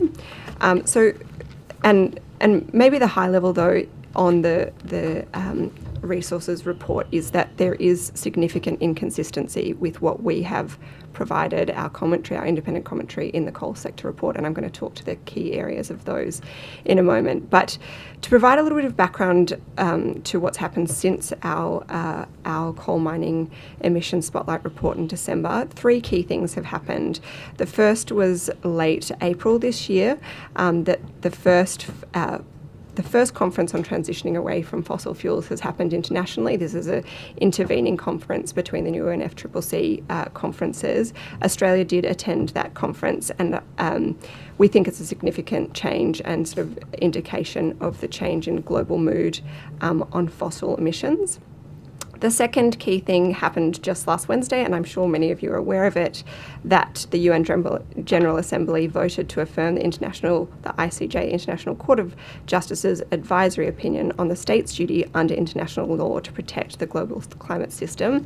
And I just wanted to repeat, because we consider this very significant, that failure of the state to take appropriate action to protect the climate system from greenhouse gas emissions, including through fossil fuel production, consumption, and the granting of fossil exploration licenses or the provision of fossil fuel subsidies may constitute an internationally wrongful act which is attributed to that state. When we questioned resources on their most recent report and as to whether or not they considered this, their answer was that they have not. So we consider that significant and, again, inconsistent with some of our advice.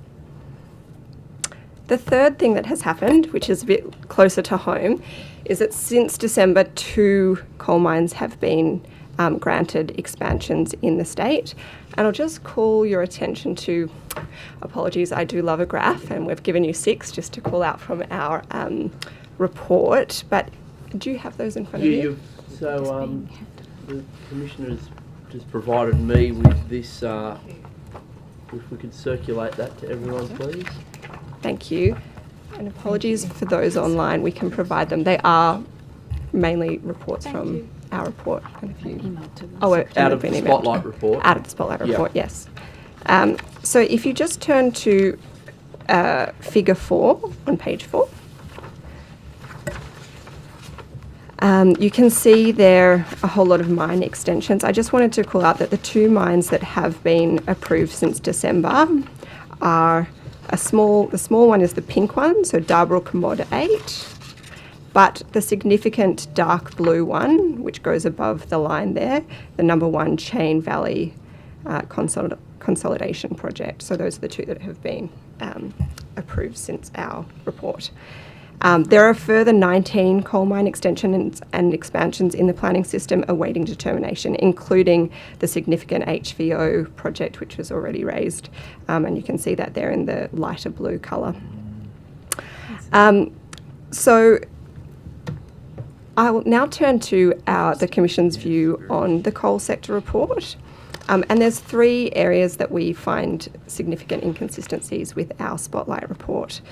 So the first area is that the New South Wales government's position on coal mining extensions and expansions is inconsistent with our report, with the legislated net zero emissions targets, and with the Paris Agreement to which they put effect to. The finding, so we are in support, obviously, of the new position prohibiting greenfield coal mining in New South Wales. However, the finding that the New South Wales government expectation that emissions from the coal sector will decline consistent with New South Wales targets, and we are also in support that will happen. However, it's unclear how this will occur when the new position permits ongoing brownfield coal projects in the state. So for coal sector emissions to decline consistent with our targets, as stated in the new position, it means that at minimum coal sector emissions in 2030 need to be lower than recently reported, not higher, and that's not what we see in the projections. I'll turn you in a moment to a few more of the graphs. So in 2024 state projections, and again, and just to clarify before, these projections that are in this report and also the ones that the EPA were discussing before, these are produced by the government department, not by us. So we're just taking these as their projections as given.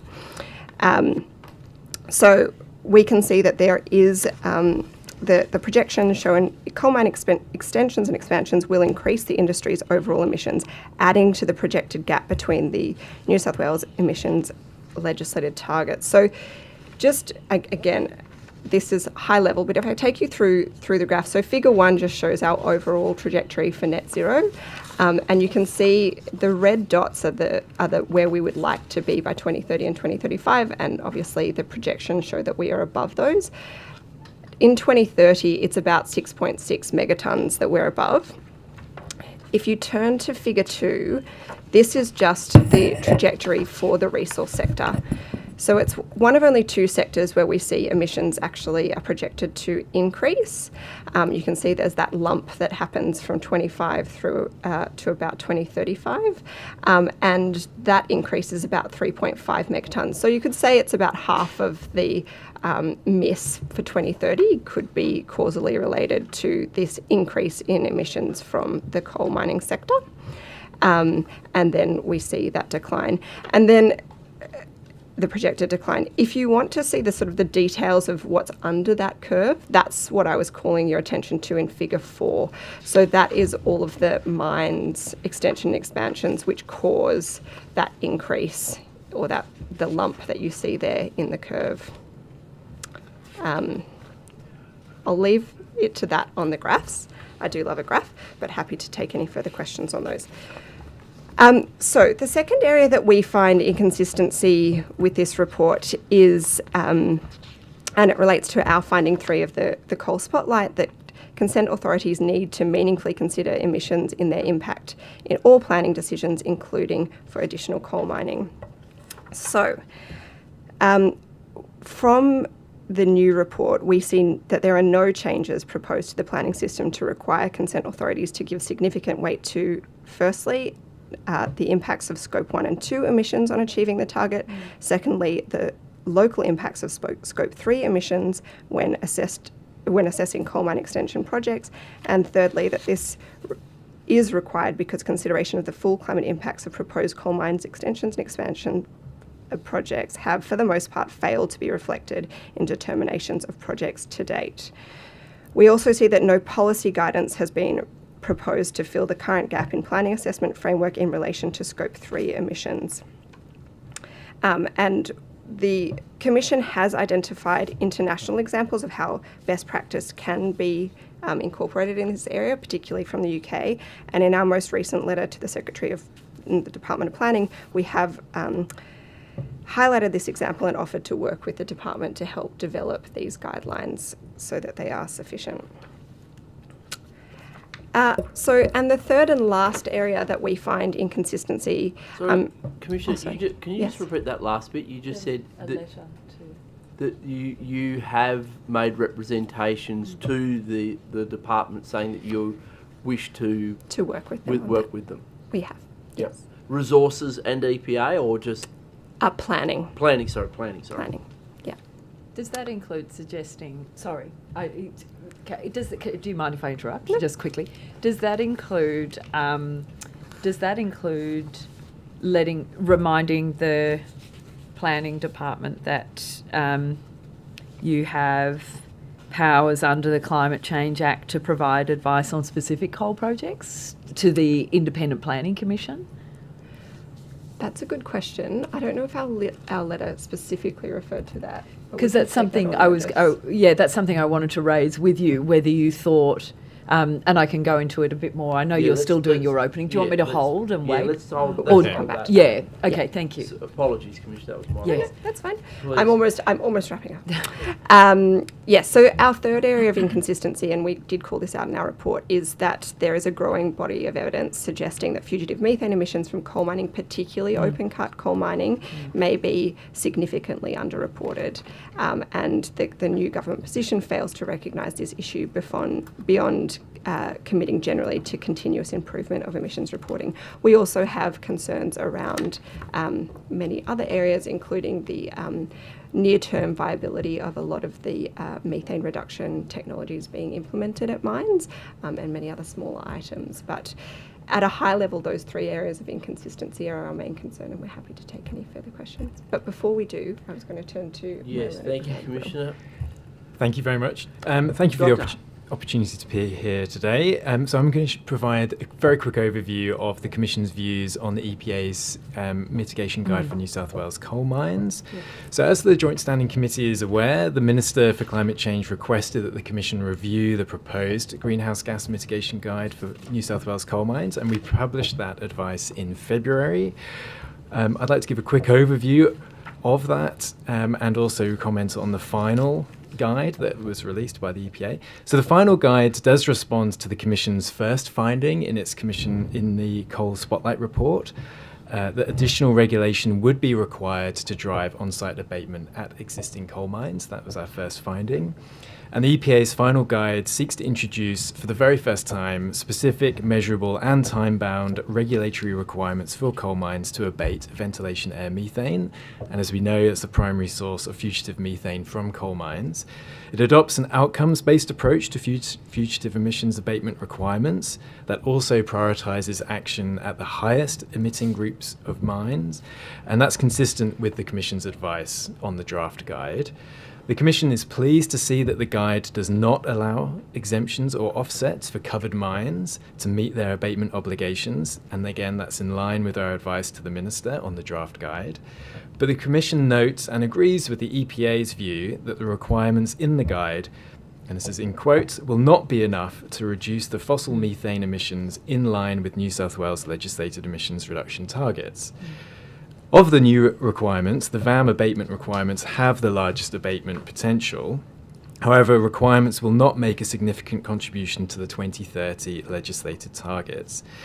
The Commission expects the Coal Guide's 2030 VAM abatement requirements to apply to Appin Mine and possibly also Tarmore if it is operational and has more than 1 million tonnes of CO2 emissions that year. Using Appin as an example of how much abatement the Coal Guide requirements would support, the Appin VAM abatement demonstration project, which will meet its 2030 VAM abatement requirements, is expected to abate 36,000 tonnes of CO2 equivalent annually, or 0.3% of 2023 reported fugitive emissions from New South Wales coal mines. If we assume Appin's Scope 1 emissions remain similar to its 2025 reported emissions, the Commission estimates that implementation of the EPA's full VAM abatement requirements from 2032 at Appin may result in annual abatement of more than 1 million tonnes of CO2 equivalent, and that's equivalent to roughly 10% of 2023 total reported fugitive emissions from New South Wales coal mines. The phasing in of VAM requirements for smaller mines 2 years later will likely only capture a handful of additional mines. Other fugitive emissions requirements for flaring, utilising drainage gas and managing leaks from old mine workings are common practice already at many New South Wales coal mines, and it's unclear whether they will result in significant additional on-site abatement. As our spotlight highlighted, coordination between the EPA and resources regulator will be essential to support the effective and safe implementation of the Coal Guide's VAM abatement requirements.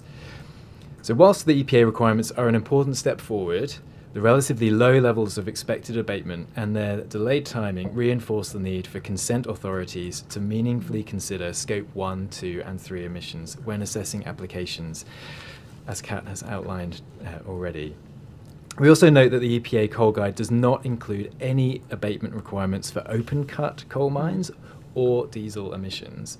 And diesel emissions comprise a quarter of total coal mining Scope 1 emissions. So there's a significant gap, given New South Wales coal mining fuel combustion emissions rose 162% between 2005 and 2023, and that's shown in Figure 5 of the figures that you have in front of you. So final comment is really that the Commission's review of the EPA's draft Coal Guide had suggested that outcomes-based requirements also apply to reducing diesel combustion emissions, and we would encourage the EPA's ongoing consideration of outcomes-based measures to address those emissions. Thank you. Thank you, Doctor. The opposition. Great. Thank you. Thanks, Commissioner, Doctor. Appreciate your fearless and forthright advice. Thank you for the charts. They're very helpful. My understanding of how you've explained them is essentially that there is, I guess you've called them contradictions, but almost a divergence in the policy settings that we're seeing for the abatement and coal, and where we need to go with legislated targets or to meet them. Yeah. Is that essentially the case? Yes. Yep. Okay. The other contradiction that you raised was, we heard the EPA are confident of meeting the targets in the event that there are some other policy changes. Not sure what they exactly are. If there are no policy changes, then we will not meet the legislated targets. Do you see, what are any available levers left to pull in the event that the current policy settings continue as they are? That's a big question. Thank you for your question. Just to clarify, are you talking about the whole of economy or specifically to this sector? We could go drill down into this sector specifically if you can. Yes. So I think through the opening statements, we've tried to highlight where we see the key areas being for further policy and government action. And through our letter that we have provided to the Secretary of the Department for Planning, Housing and Infrastructure, we've indicated that we see the planning system as a very key place, given the number of extensions and expansions that are coming through. And we have offered the support of the Commission in terms of best practice to consider those applications in light of the legislated emission reduction targets that we have in New South Wales. Just on that, have you received a response to that letter? Not as of yet. Okay. How long ago did you send the letter? Submitted it in May. In May? I believe it was early this month. 6th, I think. 6th of May. The 6th of May. Yeah. Okay. We did provide a letter previously in September, I believe, to both the Department of Planning and also the IPC. This was ahead of the coal emissions spotlight report from the Commission. Mm-hmm. But we highlighted in those two letters, and I can just talk very briefly to those. It was on the 26th of September 2025 that the Commission wrote to the Secretary of the Department of Planning, Housing and Infrastructure with recommendations to consider during planning approvals and assessment reports, but also we wrote to the Chair of the New South Wales Independent Planning Commission with recommendations to consider during planning approvals. And in those letters, the Commission encouraged the consideration of the findings in our previous annual progress report as an independent reference, but also the Scope 1 emissions of any proposal compared to New South Wales legislated targets, and measures to reduce Scope 2 emissions of any proposal, We also talked to the cumulative impact of multiple projects in one sector on New South Wales legislated targets, and any proposal Scope 3 emissions, given the capacity for such emissions to contribute to climate change and so to have an impact locally in New South Wales.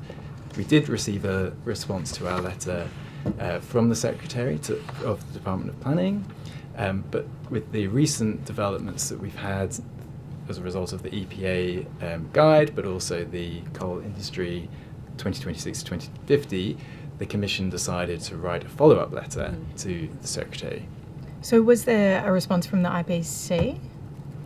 There was an acknowledgement of the letter, Right. and an understanding, I believe, that that letter is now shared with the groups that perform their assessments. Right. And The panels, sorry. are you also engaging with the IDA, the Investment Delivery Authority? We have not engaged with the IDA directly. And they have not engaged with you, presumably? Correct. Yeah, okay. And the response that you received from planning to your September letter last year, what did that suggest? That suggested that there were elements within the planning system that was considering the emissions. We then invited the Secretary to meet with the commissioners at one of our commission meetings so that could be expanded on. And as part of the deliberations by commissioners, a decision was made to provide a subsequent letter. Okay, so did that meeting occur? Yes. Okay. And Sorry, Ms. Munro, just want to check that Mr. Griffin, No, you no, have yeah, finished. thank That's you, great. thank you, yep. Thank you. Thank you. Sorry, No. you can keep going. It was just because of that engagement Yeah, I just that I wanted was to check interested that, in. James. Yeah. No, that was a good line of questioning. Thank you.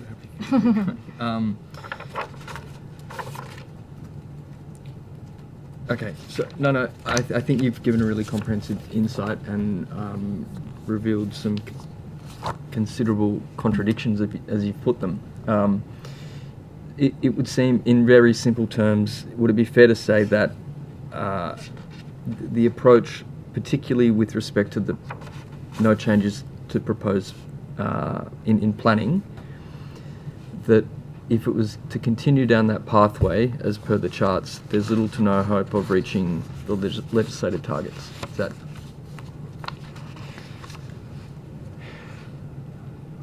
I think, as the projections suggest, and with the current policy, that's what we foresee happening. And perhaps also in response to Ms. Munro and Ms. Higginson's question, so we did meet with the Planning Secretary, and she did confirm for us that prior to the new coal industry report coming out, they were using sort of the current planning framework to make assessments, and they were waiting for the new coal report to come out, which has now come out, and they would use that for their assessments going forward, which is why we felt they needed our support on the other areas. Okay. Just on that engagement as well with ministers, have you... So that was not with ministers, that was with the Secretary. Sorry, understood. Have you engaged with DQ with similar offers? So the Minister for Climate Change has been copied into our letters. Okay. And just going back to the IDA, will you seek to engage with them, given they seem to be a new pathway for something? I'm still not quite sure what they do or how, but they seem to exist as another layer of entry point for developments. Is that something that you're considering or will do? That is certainly something that we will consider. Yeah, okay. Can I ask about the graph that DQ provided with the difference between the business as usual projection and the policy projection? Are you able to explain that at all? I understand you're not the department, but just if there's any ability to shed light on what that means? I think that really is a question best directed to the department. The methods paper does explain the different scenarios, so I suppose I would refer you to that in the first instance. Okay.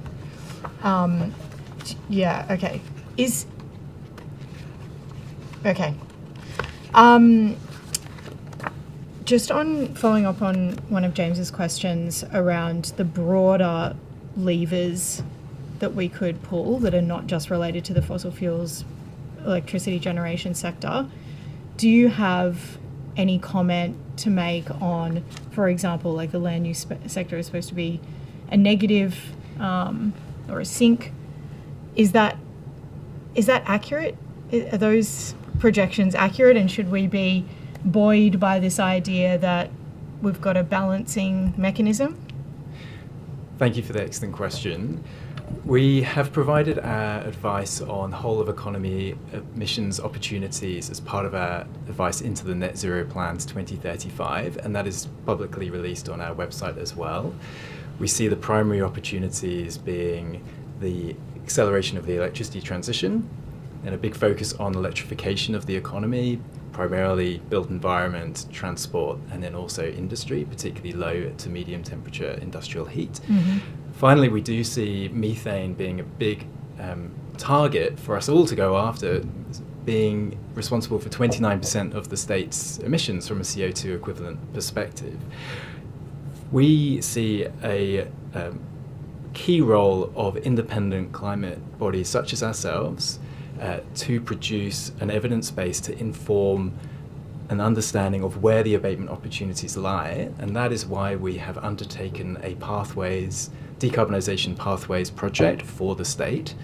So you may be aware that at a national level we have the Climate Change Authority's decarbonisation pathways. When you extract from that the New South Wales specific data, that does not achieve our New South Wales legislated targets. So we've played a role in starting the project to develop the state-based pathways. And importantly, as we develop those pathways, we'll be undertaking consultation to ensure that there is broad comfort and input on the assumptions relating to any of the different sectors, be that land, be that agriculture. So we have a public consultation process that will occur in the second half of this calendar year to support the development of decarbonisation pathways. We're doing that project with CSIRO, who are best placed and have resulted from a competitive procurement exercise to support us on that. Mm-hmm. Thank you. I'm mindful of time, so we'll just go to the government. Emily, I think you had your hand up. You're on mute. You're on mute. Sorry. Thanks. I remembered to put my hand down, so that was something. But my apologies. Thank you to you all for appearing, and apologies I can't be there in the room. I've got a sick child who occasionally has decided to pop up behind me, so I'm hoping he doesn't do that for the next 2 minutes. I wanted to ask you about your latest report around heat stress, which is your latest spotlight report, and in particular around the action areas around workplaces. So strengthening Safe Work New South Wales regulations to prevent the heat stress in the workplace. I just wondered if you could expand in particular on that area, finding 7 for me. Thank you very much for the question. I'm afraid I don't have the materials for the heat stress spotlight immediately in front of me. We also have a fantastic team that has been leading that work in terms of our commissioners. Mm-hmm. We have an adaptation working group of commissioners led by Professor Andrew Pittman, and together with one of our colleagues in the staffing unit, Principal Advisor for Adaptation, Louisa Delicio. I would like to take that question on notice, please, and provide you with a good response from those individuals. Thank you. Yeah, sure. Not a problem at all. And apologies, it's obviously an area of interest to me. In terms of the Commission's work, in terms of the spotlight reports that you are producing, obviously that one was produced under on the Commission's own initiative under Section 20, as was the coal spotlight report. Has the Commission undertaken any further work to identify, what will be the next spotlight report, or is there something in the pipeline that you can talk to? Thank you.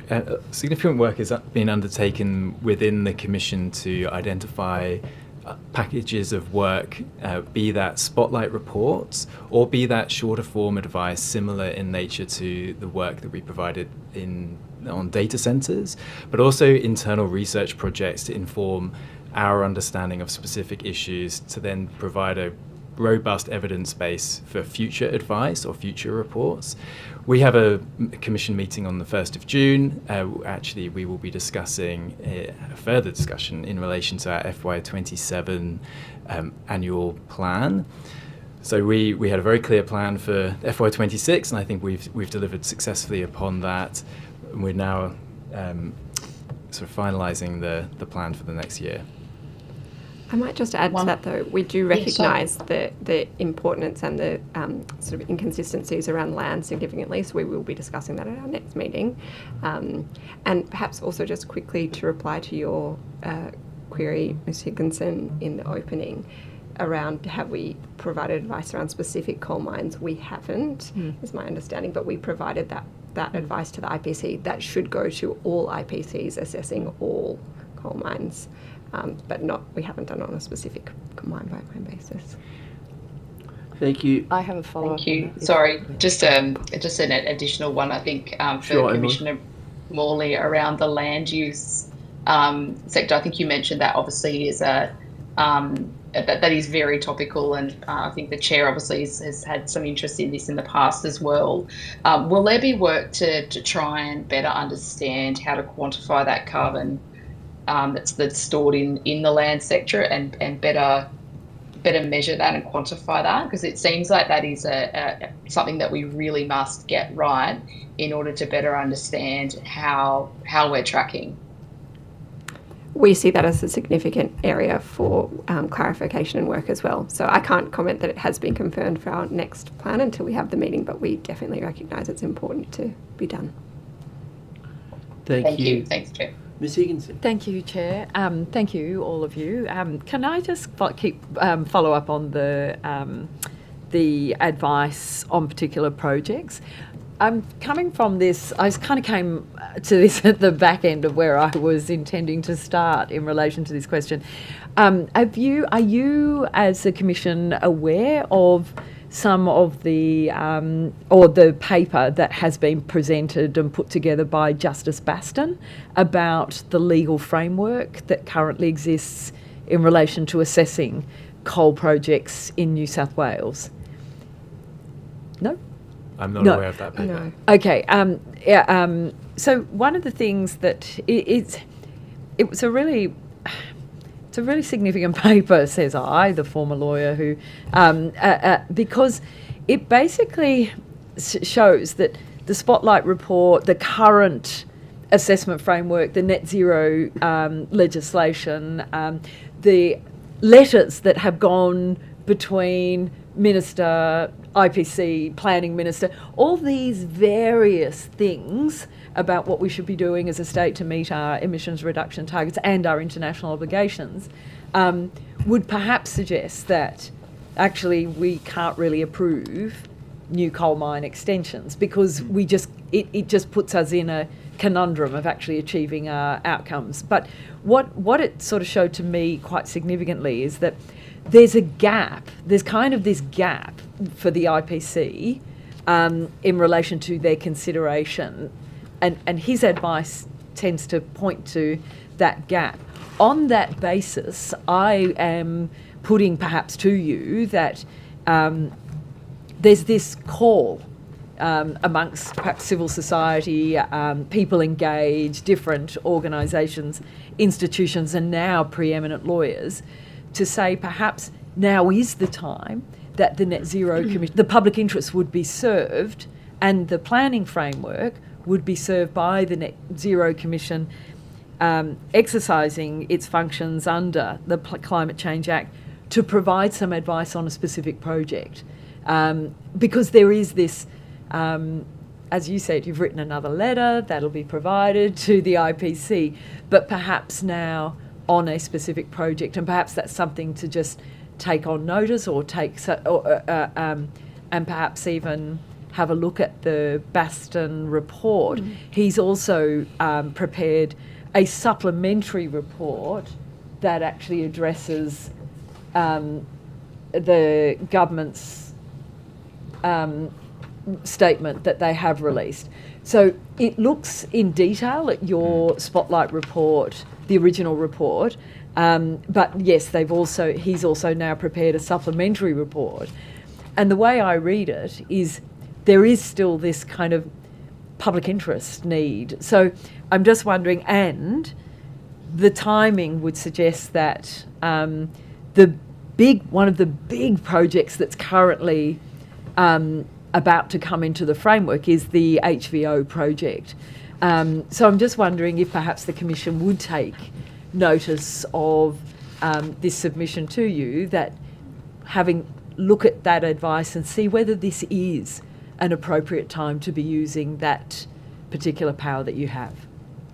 We can absolutely consider that. Thank you so much for bringing it to our Okay, attention. thank you. Sorry, that was so long. That was I very didn't long. mean to do that. It was like a 2-second. You and can't then help yourself. Just Go for further it. to that though, because the graph, the excellent graph that Yeah, you've the provided on Scope 1 emissions from proposed coal mine extensions and expansions in 2026 and 2030, it's quite remarkable because the Chain Valley Consolidation Project, SSD, the total annual emissions, if I'm not incorrect, are about, from that one project, about 2.7 or thereabout million tonnes of CO2 equivalents per annum in 2028.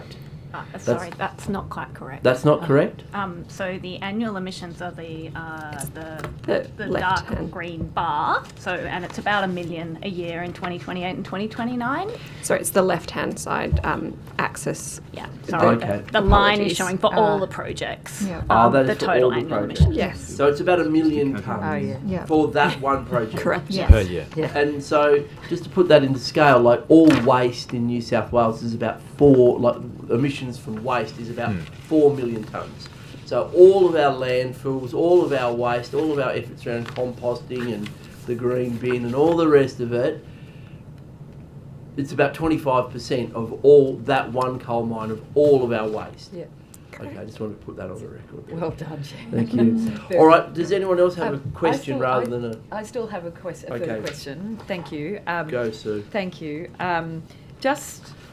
So have you had the opportunity of seeing, or the Commission had the opportunity of seeing the methodology paper for the dashboard? The most recent one? No, we Okay. haven't seen the most recent one. Okay, and is that something that you're aware it exists and you haven't yet seen it? Yes. Have you been provided any reason why you have not yet seen it, or is there a commitment that you will see it soon, or there is? Yes, there is a commitment. Yeah. Okay, great, thank you. And Just on that, Sue, yeah. just as part of your work in the land use change, just a bit of foreshadowing, the full CAM model that underpins the greenhouse gas inventory, have you had a look at the full CAM, full carbon accounting model that DECU uses nationally for, its greenhouse gas emissions, its reporting and inventory? Have a look at that. Have a look at the land use change methodology in full CAM. It's only about 280 pages. It's Jeremy's favourite right now. It is very interesting reading. I just want to put that on the record. I just have one. Is the Commission aware of? I think it's the Colvin review that Chris Bowen, some of the Minister Chris Bowen's work, but that there is an extrapolation of that under a moderate to high risk emissions scenario, which is, not far off where we are essentially, that there is an understanding that the cost per annum of climate by 2050, in terms of dealing New South Wales response and cost, is $51.4 billion per annum. Is that a figure that you're aware of? So the Net Zero Commission, under the leadership, this project under the leadership of Professor Frank Jotzo, has undertaken an economic impacts analysis of climate change to the state of New South Wales, and the plan that we are working to is to release that report in June. Okay, thank you. Along similar lines. Very similar lines to what the Colvin and the Okay, thank you. And then the other one I just wanted to quickly ask you is So, and I think you alluded to it at the beginning, but so are you at the point where you, in terms of the EPA's final mitigation guide, are you still working with the EPA at all? Any further comments, or have you kind of drawn a line under that in terms of the impact or inputs that you can have to that?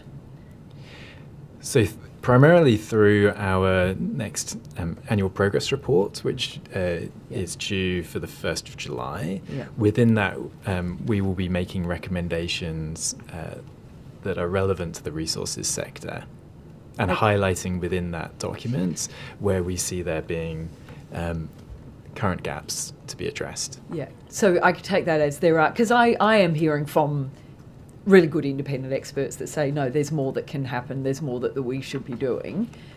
So can I take it that there is recommendations for more? And just on that, are you tracking the Mount Pleasant case in the High Court in the context of what's happening in terms of, international jurisdictions and matters going before international courts? Are you tracking that as well, and do you think that's of significance?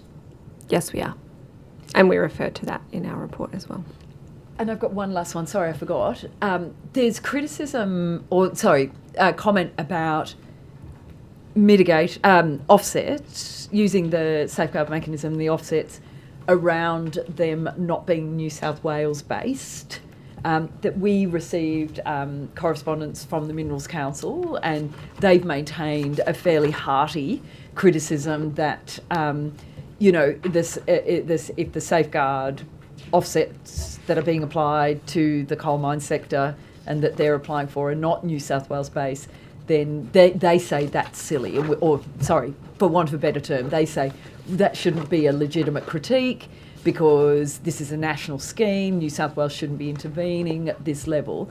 Has the Commission got any advice, any work, any views on offsets being required to be New South Wales-based offsets?